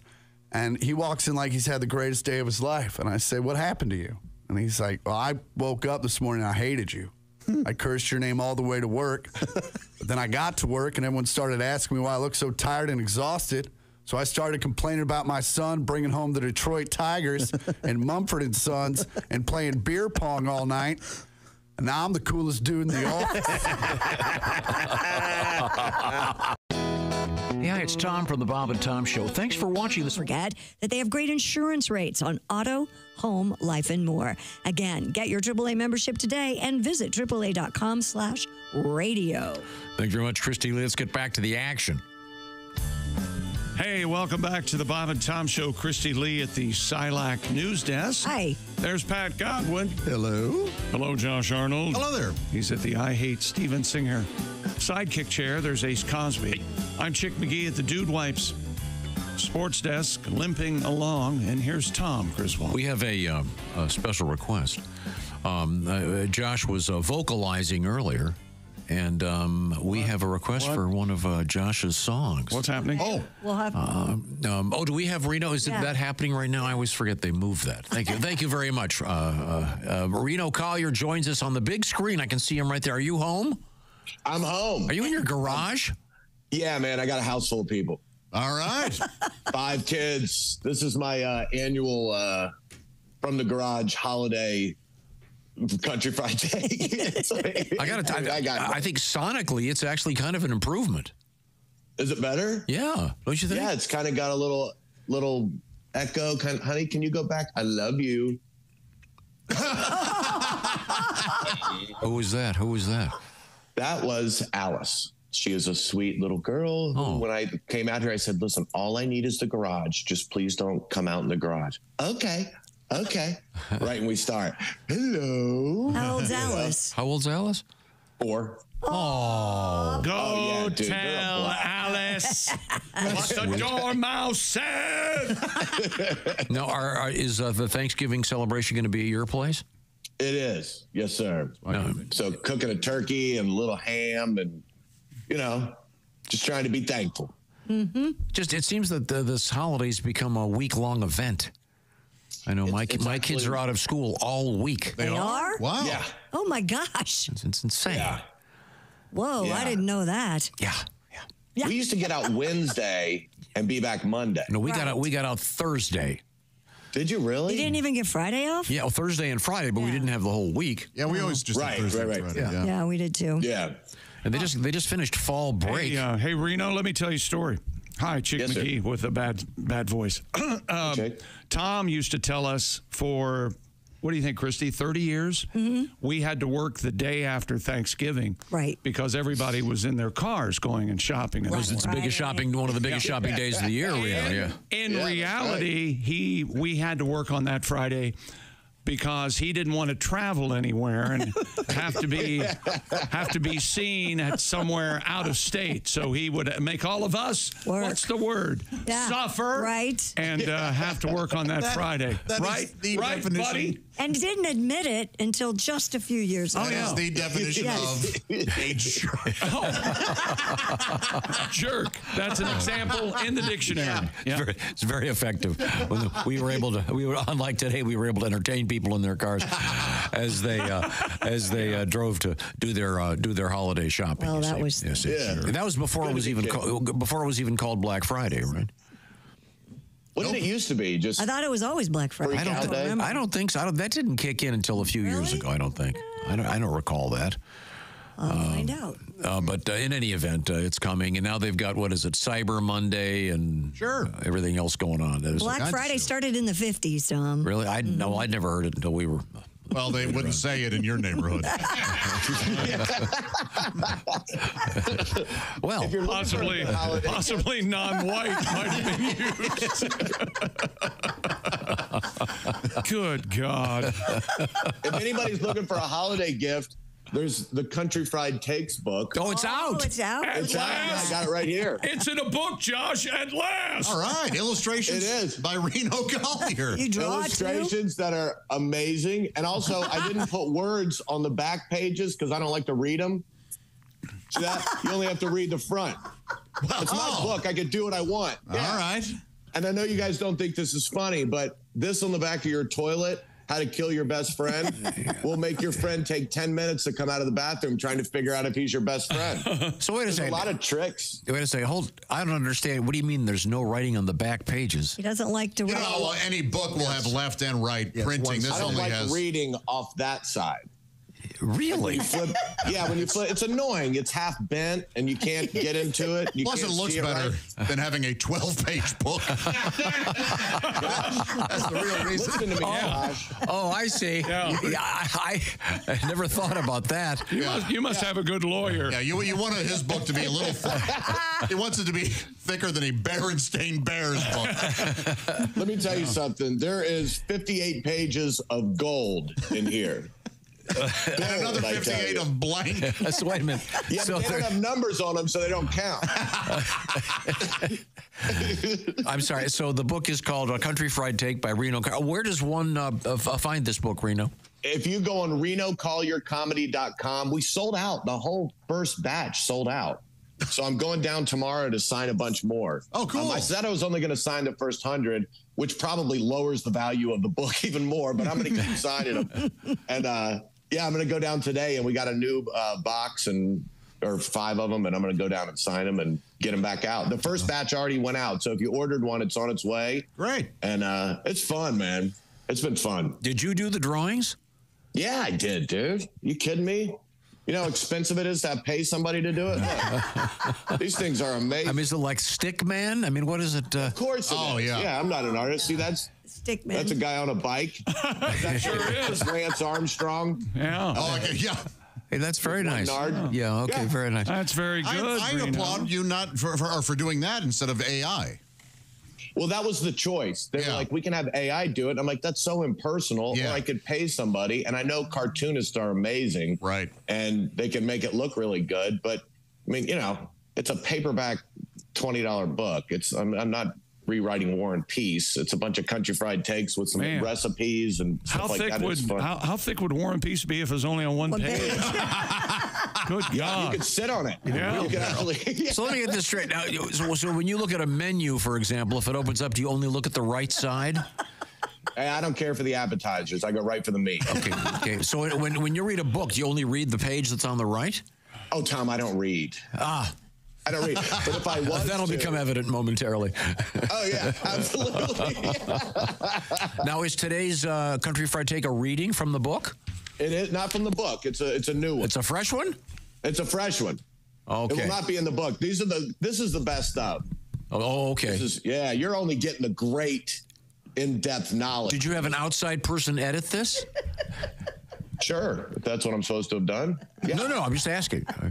No. Good cover. No. I edit and I write so there's a lot of like dots and stuff. Like I write like I talk. So if you're a teacher and you like getting your red pen out and screwing around, changing a book, this is going to be heaven for you. Okay. Yeah, and you have other pages to make plenty of notes on. Well, that's what they're there for. Maybe for your creative thoughts. And you could interactive book. So you could do your own drawings on the left page. You see. Yeah, if you're not liking my art, grab a pen. Do your thing. All right. Okay. And the book, once again, is available at, what is it again? Reno Collier Comedy? RenoCollierComedy.com. Okay. And we'll ship them out as soon as we can get them. The publishers, we got all the new ones in, and they're going back out. So we're good to go. Okay. Very good. Well, let's give folks a sample of what's not in the book. All right. So it seems to me like through the years, Thanksgiving has completely been faded out to celebrate the two holidays that bookend it. It's basically the middle child of the holidays. It's become Jan Brady. You can almost hear, you can almost hear Thanksgiving shouting, Christmas, Christmas, Christmas. Nobody pays attention to me. You know what I mean? And Halloween's the youngest kid. You know, they run around stealing candy, egging houses, dressing up like hookers. Google Cindy Brady all grown up. And people are like, that's my little baby goblin. Apologize, poor choice of words. Then it's basically kick the pumpkin off the porch and put up the tree. Think about it. On Thanksgiving's Day, people show up in sweaters celebrating Christmas. There's an actual parade on TV on Thanksgiving Day celebrating Christmas. The only thing even related to Thanksgiving on TV is a commercial with fat people dressed up as the Wiggles singing and dancing about diabetes medicine. You know what I mean? They just break out in a musical. All of a sudden, they're so happy. And there are tons of movies for Halloween and Christmas. What did Thanksgiving get? Charlie Brown's Thanksgiving Special. And if you remember, the cartoon is about colonists who got on a ship, traveled across the ocean. A bunch died from some amoebic dysentery thing. They landed, became friends with the Indians, ate turkey, and celebrated. You can't even watch that with kids anymore. They fact check it the whole time. First of all, they should be called colonists because they were all a cancer. Oh. Can you believe what they actually did to the Washington Commanders? I'm glad a bunch of them died in their poo. You know, they clipped Woodstock's wings to keep him so close to the ship. He would have flown away to get away from them. And it literally makes me cry to think of poor Peppermint Patty surrounded by all those white toxic males. And don't even get me started on Franklin. And then you have Planes, Trains, and Automobiles, one of the greatest comedies of all time, but you're left trying to figure out how Steve Martin would eventually have to kick a homeless shower curtain ring salesman out of the house before Christmas gets there. You know what I mean? And try asking someone what they want for Thanksgiving. They'll say, no fist fights at the table and get out early. I have to get up at 3 a.m. to shop for the important holiday that comes up next month. I think that people gloss over Thanksgiving because nobody gets anything, but that's just a choice. You can actually get more. When things like the holidays make our lives feel like they're spinning out of control, I try to simplify what I'm dealing with. Just break it down. We have thanks and we have giving. If you're above ground today, you have something to be thankful for. If you have one person or a dog that loves you, that's a lot to be thankful for. And if Thanksgiving is sad because of losses in our lives, we can reflect and be thankful for the time we had with them. And if you can't find anything to be thankful for, move on to the giving. It can be as simple as a phone call to tell an old friend you're thinking of them, or a plate of cookies to a neighbor, or maybe someone you've had a problem with. An apology is a huge gift to both of you. If we take the day to be thankful and giving, it'll give us some peace and create new holiday traditions. And God knows we all need peace to get ready for the Marsha show. And it's hard to celebrate when stress takes over. So, like I always say, if you don't have family coming over for the holidays, that can be a huge blessing, too. I'm Reno Collier, and that's my Country Fried Take. Thank you, Reno. Very nice. Yes, sir. Once again, the Reno Collier book available. How do you spell it again, Reno? RenoCollierComedy.com, Country Fried Takes. It is just pages and pages of pure stuff. Did you draw the cover? No. No. We paid to have that done. Yeah, I couldn't have. I was going to say that's actually kind of nice. Okay, thank you, Reno. Good luck. You guys have a great Thanksgiving. You too. Everybody. I love you. Yeah, love you, man. Happy Thanksgiving. Tell Alice we said hi. Now, coming up, I have a little interesting tidbit. He's absolutely right about Thanksgiving as the middle child of all these holidays. Yeah, kind of gets lost in the shuffle now. Sad. Yeah, I'm the only one who likes Thanksgiving, apparently. No, I love it. I love it. I like it better than Christmas. Okay, good. Okay. All right. We will find out more about Thanksgiving. I've got a little Thanksgiving obscure trivia fact for you. I can't. When we come back. But first, I want to talk about the joys of winning cash. Prize Picks, the best place to get real money sports action while watching football and all your favorite sports, basketball, hockey, MMA, you name it. Prize Picks has made daily fantasy sports accessible to everybody. And the app is easy to use. Just pick 2 or more players across any sport, pick more or less on their projection, and you could win up to 100 times your money. Prize Picks even invented Flex Play. You can still cash out even if one of your picks doesn't hit. Some picks you could make for Monday Night Football and the Harbaugh brothers. Justin Tucker to have more or less than 1.5 field goals made. Derrick Henry to have more or less than 0.5 rushing and receiving touchdowns. Or J.K. Dobbins, that's right, just kidding, Dobbins, to have more or less than 47.5 rushing yards for the Chargers. Check out prizepicks.com or just download the Prize Picks app today. Use the code TOM and get a $50 credit instantly when you play $5. That's code TOM on Prize Picks. Get $50 credit instantly when you play $5. You don't even need to win to receive the $50 bonus. It's guaranteed. Prize Picks. Run your game. Must be present in certain states where it is lawful to wager. Visit prizepicks.com for restrictions and details. Thank you, Chickster. Coming up, obscure Thanksgiving trivia. This is the Bob and Tom Show.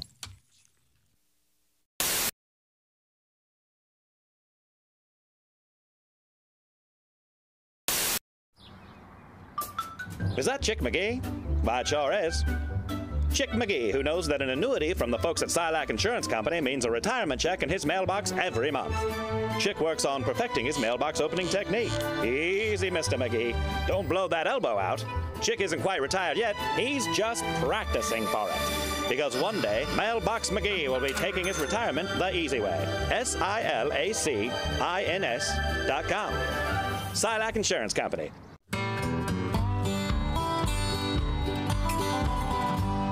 They both make a living in their bare feet. Catching one is like a trade. Both of them have body parts for sale. They both advertise juicy breast. Some you eat, some you caress, but only one is better deep fried. Turkeys and whores, turkeys and whores. I love them turkeys and whores. Turkeys and whores. They both strut around with feathered hair. Both get stuffed like a teddy bear. Both have the same nickname, the Gobbler. Gobbler. Some are big, some are small. Both are fun to butterball, but only one gets eaten in the end.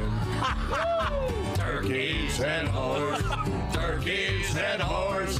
I I love them turkeys and whores. Turkeys and whores. Now, if you catch one, here's some advice. If you find a pecker, just be polite. Tuck it back up just behind the chimney. One's only popular this time of year. Both leave you grinning ear to ear, but a whore will charge you more if you want second. Turkeys and whores. Turkeys and whores. I don't mind spending extra on the trimmings. I get sleepy on Thanksgiving for turkeys and whores. Turkeys and whores. Now, Greg, have you ever been in a band? I was in a band. I played one song in the high school band. Yeah? What was that? It was a Spyro Gyro tune called Catching the Sun. It's a good story right there. Is that the Hey, everybody, storm into your boss's office right now. Tell him what this company needs is a trampoline.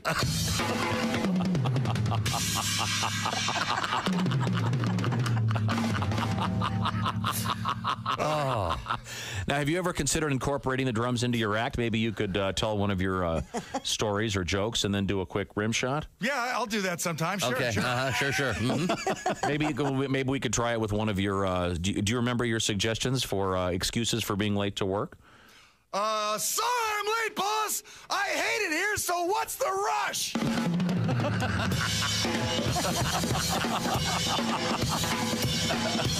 That's kind of a long rim shot. Yeah, well, the rim shot was longer than the joke. I like my jokes so much, I don't do a rim shot, I do a whole solo. I see. Yeah. Any more? I'm dating this one girl. She loves Picasso and Mexican food. Talk about artsy fartsy. Oh, come on. Come on. One stick down. Find another. Greg Hahn is getting another drumstick. We're back. What was the name of your band that did the Spyro Gyra song? Did you have a name for the band? Well, you're gonna like this name. The Cardinal Gibbon Redskins. It was a high school jazz band. Oh, so it was the marching band then? No. Oh, the marching band. I'm glad you brought that up. Did you march with the drum? Did you carry the big drum when you marched, or did you carry the snare? I was in the tri-toms. I had the tri-toms with the spinning head. Oh, I see. Ooh, yeah. Mm-hmm. So you want a little marching? You want the marching vibe? No, Sure. can I just make a suggestion for your live show? Oh, yeah, what's that? Maybe I think you'd probably be the only guy doing this. It might be kind of like a prop thing, but you come out halfway through your show with those marching drums and. Or maybe come onto the stage with the marching drums. After you're introduced, march on up there. With the tri-toms? Oh, yeah. Ladies and gentlemen, please welcome. It's Greg Hahn.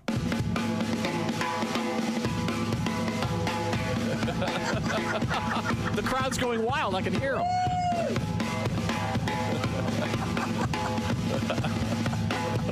I think that's kind of a long walk to the stage. How far is it from the side of the stage to the mic? It's a big club, Tom. I'm playing an arena, 80,000 seats. He's coming from the back. You're going to need some new material. Yeah. Ouch. Oh, no, I mean, it's 80,000 people. Yeah. But we have to take a break. Oh, look at that. Okay. Greg Hahn on the drums, ladies and gentlemen. Thanks so much. I want to hear some more. Well, can we come back with more? Is there more? Sure, I can play the drums all day. I'll take a solo from now till we close the show. Hi, this is Chick McGee from the Bob and Tom Show. Miss some of the show? Become a Bob and Tom VIP and subscribe to the audio and video podcast. The Bob and Tom Show, on air, on app, and on demand.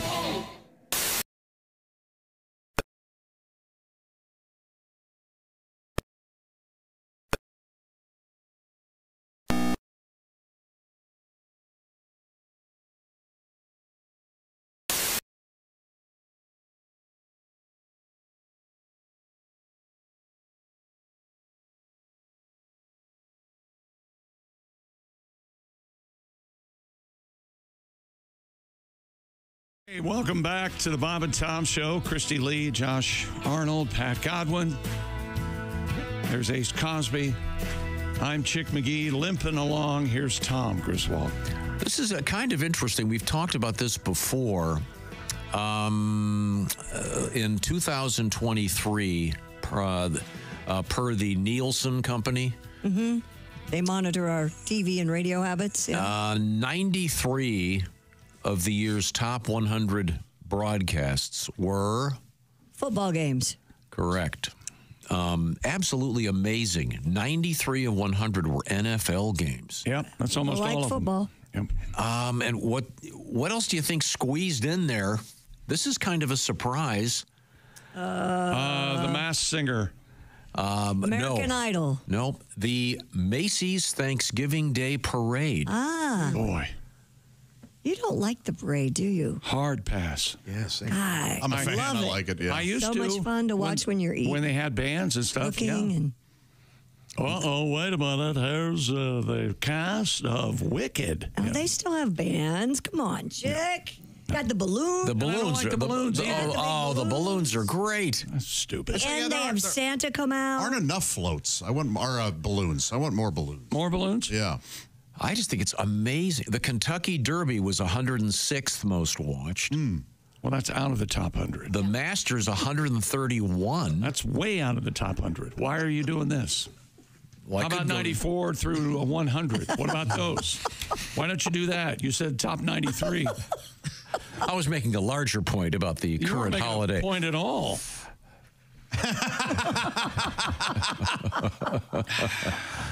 Well, it's very impressive. Well, where's Masked Singer then? I don't Because that's a show. I've never watched that. You watch that, Ace?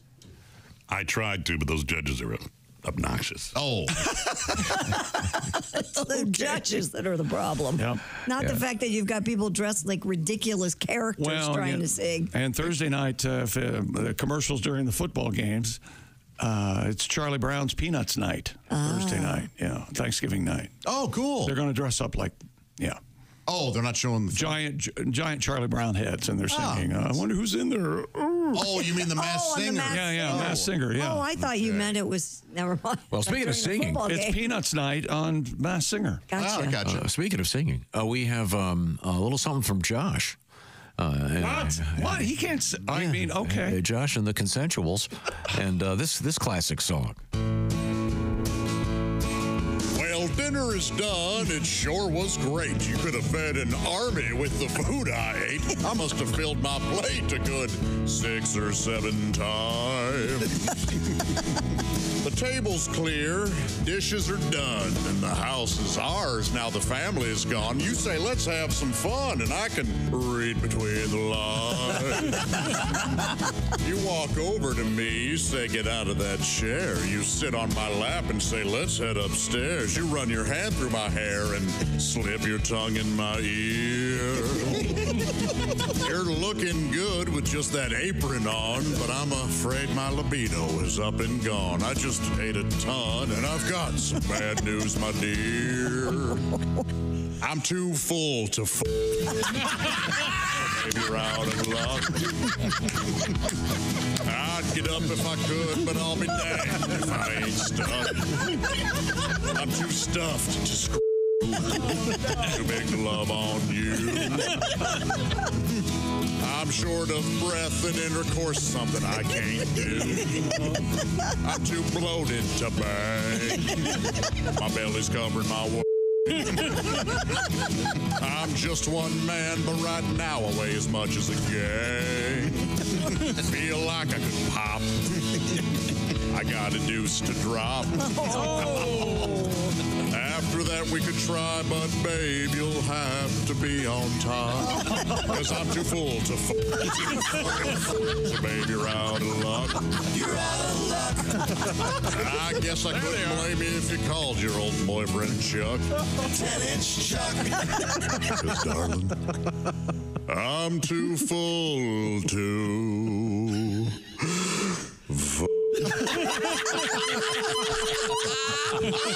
Thank you, John.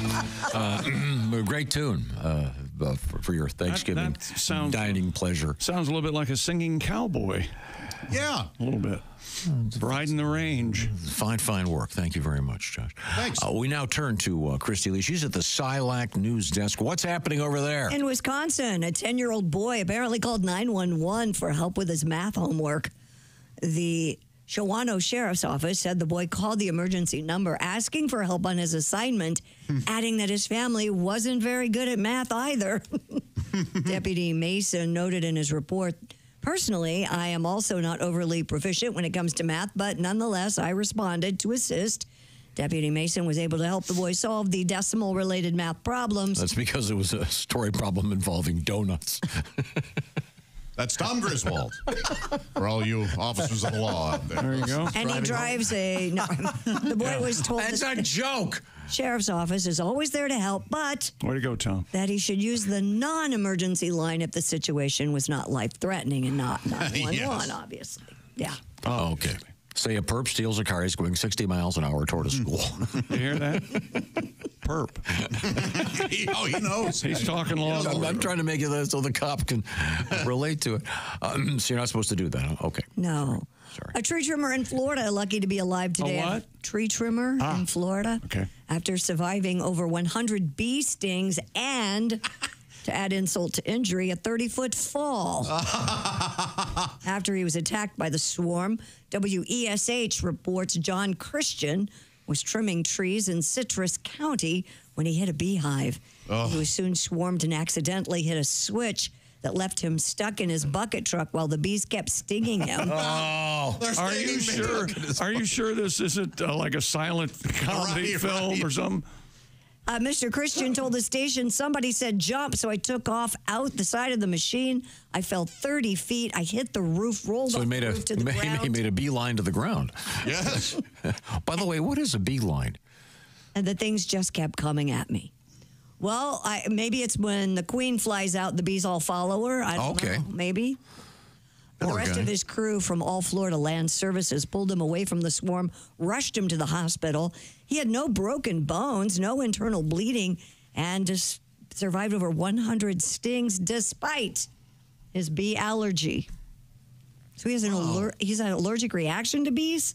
I don't think he's that allergic. No, he couldn't possibly be, or he would not survive. Gravity almost took him out, for God's sake. He fell 30 feet? Yeah, and didn't break anything. Wow. Oh, yikes. Well, I'm glad he's doing okay. Poor guy. An Australian couple, I'm sorry. Go ahead. No, I'm done. An Australian couple says they came home to an adorable intruder in their bedroom. Kangaroo? Platypus? You're close. You're close. Keep guessing. Wallaby? Ms. Fran Rufino shared a video on Instagram of a koala staring at her and her husband before it starts crawling around their bedroom. I understand those are delicious. What? Koala bears. They're not bears, and they're not. Nobody. Oh, yeah, they are. Eat them. They're apparently very succulent. In the video's caption, Ms. Rufino, Slice them open, put them on the grill. who moved to Adelaide from Brazil. She said, I was so nervous I forgot my English, she added, and only in Australia. Ms. Rufino told CNN she and her husband used a blanket to shoo the koala out the door. When is the phrase "I forgot my English" meaning she started cussing a lot? Probably Losing your religion. Now, what is it now, Tom, in Australia? Spring? Is that what it is? Upside down, right? Right. Yeah. Yes. Last of fall? No, that's us. It's last of spring going into summer. Spring going into summer. Yeah. But I mean, with all these stories we get out of Australia, this is at least kind of fun. Sure. Usually it's one spider bite and you're dead, or some horrific crocodile or snake. They have saltwater crocodiles in Australia. We can swim anywhere. Do they have? Are the koalas the one that have chlamydia real bad? Yes. Can they give that to people? I don't know. Well, only if you. Well, the thing was in her bed. You gotta wear. Sorry. Yeah, you want to rub her up. Sorry, I asked. You do a koala, rub her up. Hey, who are we to say? Live and let live. Oh, yikes! Sorry. Another so-called doomsday fish has washed up on a Southern California beach. The doomsday Hey, it's the third time this year. Something's happening out there. USA Today reports the 10-foot-long dead oarfish was found at a beach in Encinitas. Ben Frabel, the in-house fish expert at the Scripps Institution of Oceanography. I'm Ben Frabel. I wanted to go to school there. Told USA Today that oarfish are considered incredibly rare. Fewer than 25 have been seen in Southern California waters in over a century. Is it rare? You don't often see them. But however, they are delicious.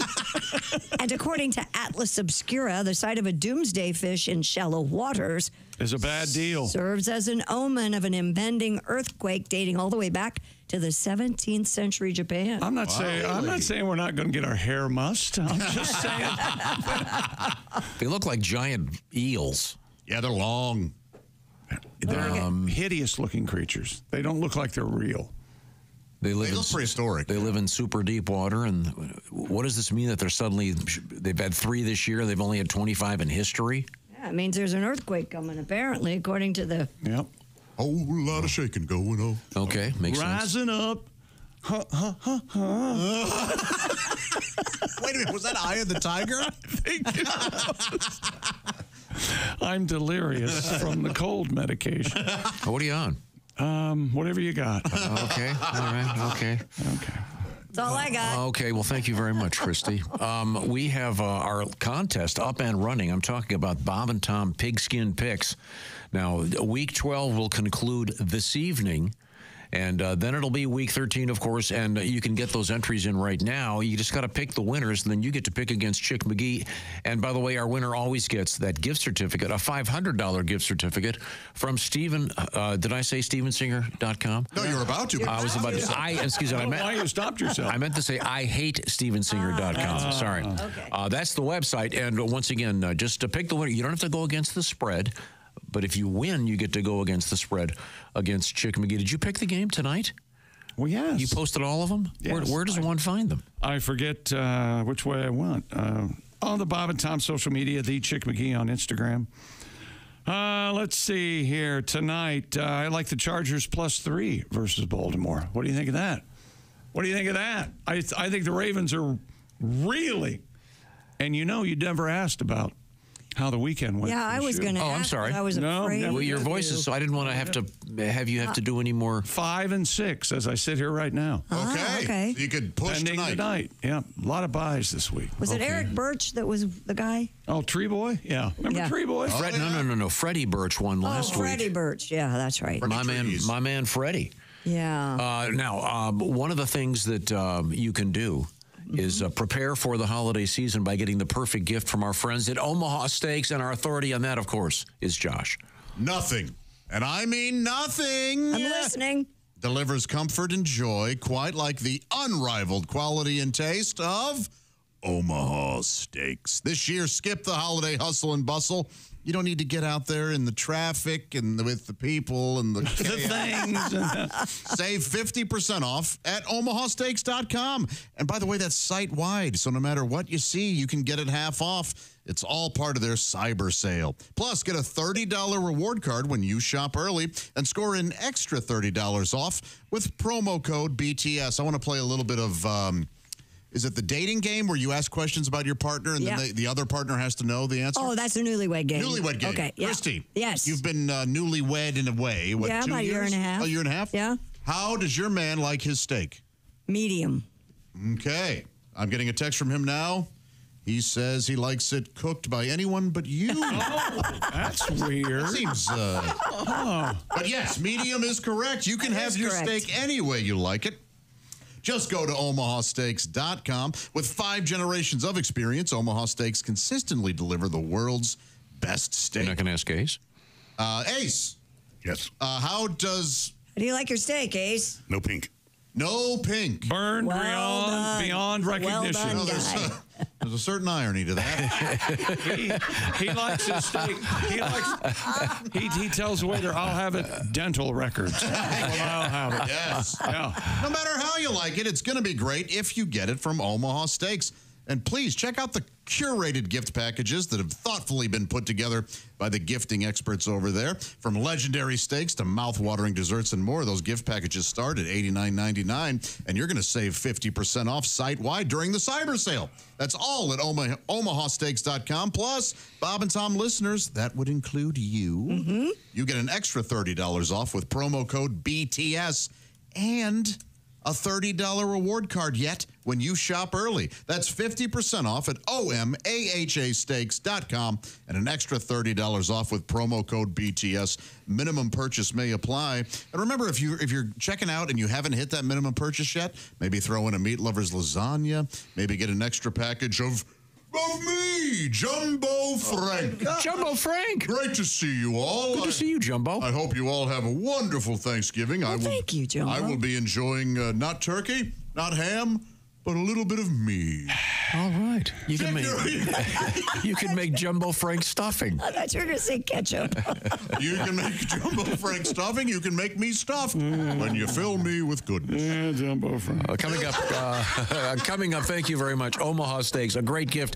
Coming up, we have unbelievably obscure trivia. This is the Bob and Tom Show.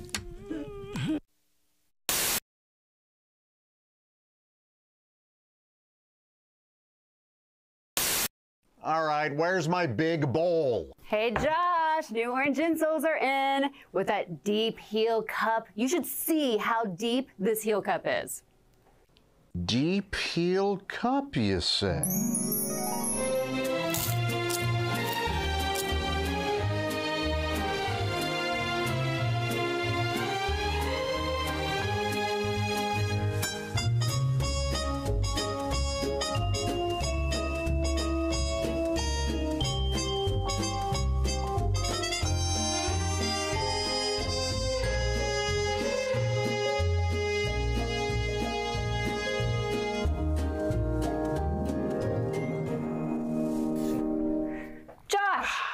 What are you doing? Deep heel cup. They're for your shoes. Gah. My shoes, you say? Orange insoles come with a deep heel cup and arch support to provide everything you need to keep up with your everyday activities. Orange insoles are great if you work on your feet all day, simply taking on the world. Orange insoles will help you feel better and do more, guaranteed. Get your orange insoles today and step into a world of comfort. OrangeInsoles.com. I used to do James Mason as a stand-up comedian. Really? So this hooker walks into a hardware store. Says to the man behind the counter, I need a hinge. And he says, oh, you want a screw for the hinge? And she says, no, but I'll do you for the toaster. That's a good joke. That was the. That's a good one. That was my classic James Mason. Very nice. And Jimmy Stewart as a horse race announcer. That was my first bit. Really? Well, the horses, they're down there in the gate, and they're ready to go, and they're off. And he's, well, you see, hey, Mr. Ed wins by a leg. Do break the dating rules, according to Glamour magazine. So have sex on the first date? It says, if you had a great time and want to call him first, go ahead. No. What? No. I disagree with that. Okay. Really? We have a new ringtone that I think is going to be available on the Bob and Tom website. What does it sound like? Is that right? Play it. What it Can I hear it? Yeah. Go ahead. I'm not wearing panties. There you go. Oh, it must be my mom. I'm not wearing panties. That's oh, her. Mom, come on. I'm not busy. wearing panties. I can't answer the All right, Will somebody I'm get not wearing that? panties. Hold on, I'll get it. Hello? Ah, yes. Oh, electronics. Oh, Isn't you it set cool? me right up. It's all this cool digital stuff. Fun. Fell right in your trap, didn't I? Oh, Once yeah. again. Okay, once again, Oh, Glamour. wait a minute. I'm not wearing panties. And? Unbelievable. Oh, yeah. Don't drink a lot. Yeah, that's a good one. Well, yeah, you know what's going to happen. Uh-huh. Yeah, because then Hello? you're going to break all the other rules. Yeah, you are. Come on. You're not going to be wearing panties, and you're going to be having sex on the first date. That's all. Wow, is that what? Wow, do not give Christy a drink. So, God forbid you do what you want. Yeah. So what you're saying is go to the bartender, give him $50. Yeah. And And then you'll be calling him after. You know what Han always says? Keep a drink in her hand. There you go. now, do you take phone calls when you're on a date? Oh, yeah, I bet you do, because that exhibits it. You don't care. No, I leave the phone in case the kids call. I leave the phone there. You know, but there I might don't be an take emergency. calls. Oh, and if they call, I guess they wouldn't have that ring. Sorry. Oh, hang on. I'm not wearing panties. It's my kids. Hang on. That would not be on her own phone. Hang on just a second. I'm not wearing panties. Oh, it's my priest. Hang on just a second. It is not. You wouldn't have it on your own phone.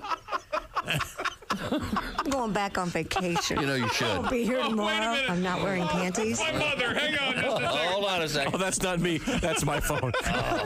Chick stole my phone and put that on as Yeah. the ring. I'm getting punked right now. Okay. I've got tears in my eyes.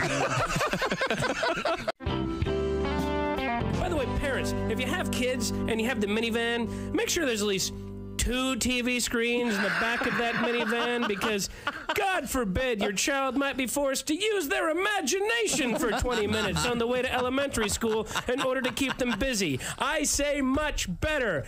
Every single moment be spoon-fed by the video god that runs their life. Gee, I wonder where ADD comes from. I can't possibly imagine. I mean, we kept the boy entertained 24 hours a day his entire childhood in front of a television with a remote control and a game console. All of a sudden, he can't pay attention. Oh, great Zeus! Why have you done this to our child? Please send down some of your pharmaceuticals as which to cure the lad. Otherwise, we might be forced to spend time with him, and frankly, he's kind of an idiot. And while you're at it, send me something for my fibromyalgia and chronic fatigue syndrome and myriad of other ailments the medical community has convinced me that I have, because as an American, if I don't feel good 24 hours a day, well, there must be a pill I can pop into my face and change my brain chemistry to constantly feel better. Or maybe, and I'm just spitballing here, oh great one, maybe you're not supposed to feel good all the time. Maybe it's supposed to be a struggle to get out of bed every once in a while, and in doing that, it's how you become a better person. When you hurdle that part of your life, then you just create this incredible sense of entitlement, which is what I complain about the rest of the world having. Maybe this ADD thing is kind of overblown. Maybe it's supposed to be harder to read something than it is to watch it on TV, and we have these big, fat, drug-addicted kids that are basically embracing all the worst parts of Elvis Presley. We're not doing them any favors. Maybe, oh great one, the rest of the world isn't the problem. Maybe it's me. Yeah. By the way, that bit is entitled Parenting Advice from a Guy That's Never Had Kids.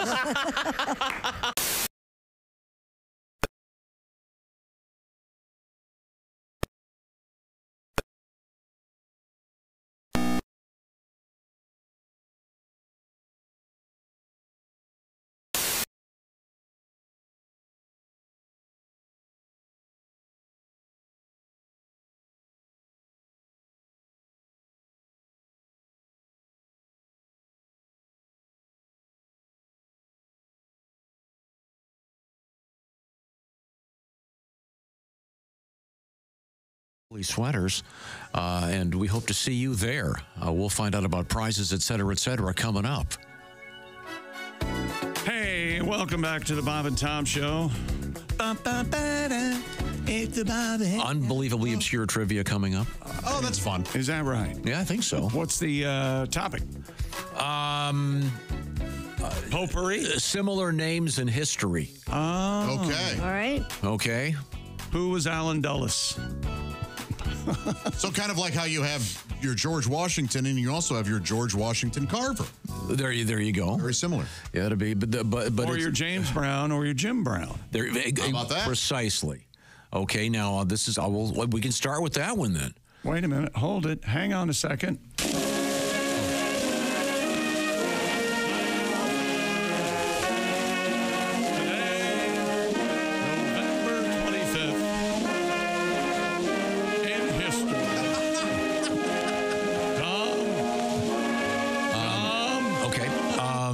I think Chick will get this one, maybe Ace. It's the birthday of Carl Benz. He invented coming up out of the water too quickly. He slept with a guy named Mercedes. Yeah, that's what I was going to guess. Yeah. He got together with a guy named Mercedes and made a car. Yeah, Carl Benz, of course, engineer. Ooh. Now, I'm going to direct this to Christy, as opposed to Carl Betts. Carl Betts? Yeah. Judd for the defense. I have no idea who Carl Betts is. Yeah, that was the correct answer. 70s, 60s, 70s TV show guy, Carl Betts, B-E-T-Z. Very handsome guy. He was the husband of Donna Reed. Yeah. But yeah, I'm not familiar with his work. Real handsome guy. It's not his birthday. Oh, okay. Whose birthday is it? Carl Benz. The but I thought, Carl Betts a lot more interesting. Fine actor, died young. It's a shame. But he was Clinton Judd on Judd for the Defense. Judd for the Defense. I do not know Judd for the Defense. Oh yeah, Judd for the Defense. 1914, the birth of Joe DiMaggio. Where's he gone? Oh, thank you. Oh, very nice. A Yankee Clipper. The perfect way to word that. Didn't he take roses to Marilyn's grave every day? I think they were delivered like That's once right. a week or something. And a Mr. Coffee didn't leave it by her grave or something. And he was called the King of Room Service. Nothing wrong with that. He couldn't go out because he was so popular. Ricardo Montalban, the Corinthian leather guy from his family.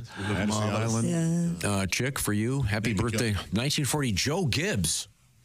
Oh, is it today's coach's birthday? Okay. Do you remember where he was born? It's a city that sounds like Southern California.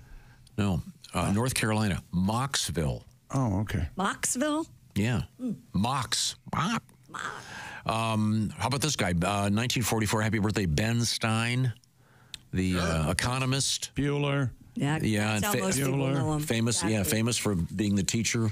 Wasn't he Nixon's speechwriter for a while, too? When he was a kid, he was very young. A guy who's going to be our guest, is it next week, Joey Chestnut? Joey Chestnut, born in this state in 1983. Happy birthday, Joey. Wonder if he eats a lot of birthday cake today. That's a little sliver. I can eat 6 just a small piece for me. I bet he gets. I bet wherever he probably gets really tired of that. Oh, I'm sure. Every waiter goes. I told you I went to the airport. I just happened to bump into him. He was in the food court having a sandwich. And I Really? Just one. The last thing I was going to do was say hi, but he said hi to me first, so I didn't. He'll be our guest coming up. To eat, Joey. Yeah. The first sword swallower performs in the United States on this date in 1817. Let me step in here. Yeah. What do you guys think? How that this guy found out he could swallow a sword? That's a great question. I've always wondered who the first person was. His name was Sina Sama. I will never forget. From India. When I saw... it's not The Devil in Miss Jones. What Deep is Throat. It? Deep Throat. Oh. Deep Throat for the first time. It looked like a trick. In a way it is. Yeah. Yeah. It was amazing. It's as unhot as any... sword swallowing? No, that Deep Throat. movie Deep Throat. Oh, I see. But the act itself is it's really off-putting. What? Not to What mention... is it Nick Griffin says? Says, I like cookies, but I don't watch videos of people eating cookies. No, Nick, I'm sure you've never watched porn. No, that wasn't the point. According to a newspaper account, he was for it. Sina Sama. Who? His family went swallower. into the business too. Oh, really? Son of Sama, that was his job. The dog told him to swallow swords? He worked in the Pepin Circus in 1818. Then he would. Then he later. I'm not kidding. He later went on to work at doing cabaret work. Can you imagine you go to a nice dance club to hear a singer, and right after Liza Minnelli, some guy's going to come out and swallow a sword. Although I'm guessing in a lot of Liza Minnelli shows, there's a lot of sword swallowing in the men's room. Hey, your ex-husbands.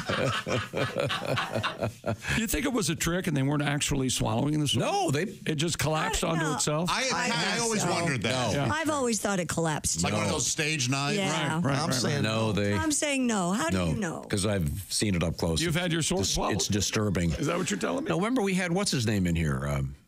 The Jim Rose side Yeah, was but it you don't sideshow know that they circus? don't have some kind of little. No, they relax their throat. I remember Jim wanting anything but to talk to you. Oh, that's good.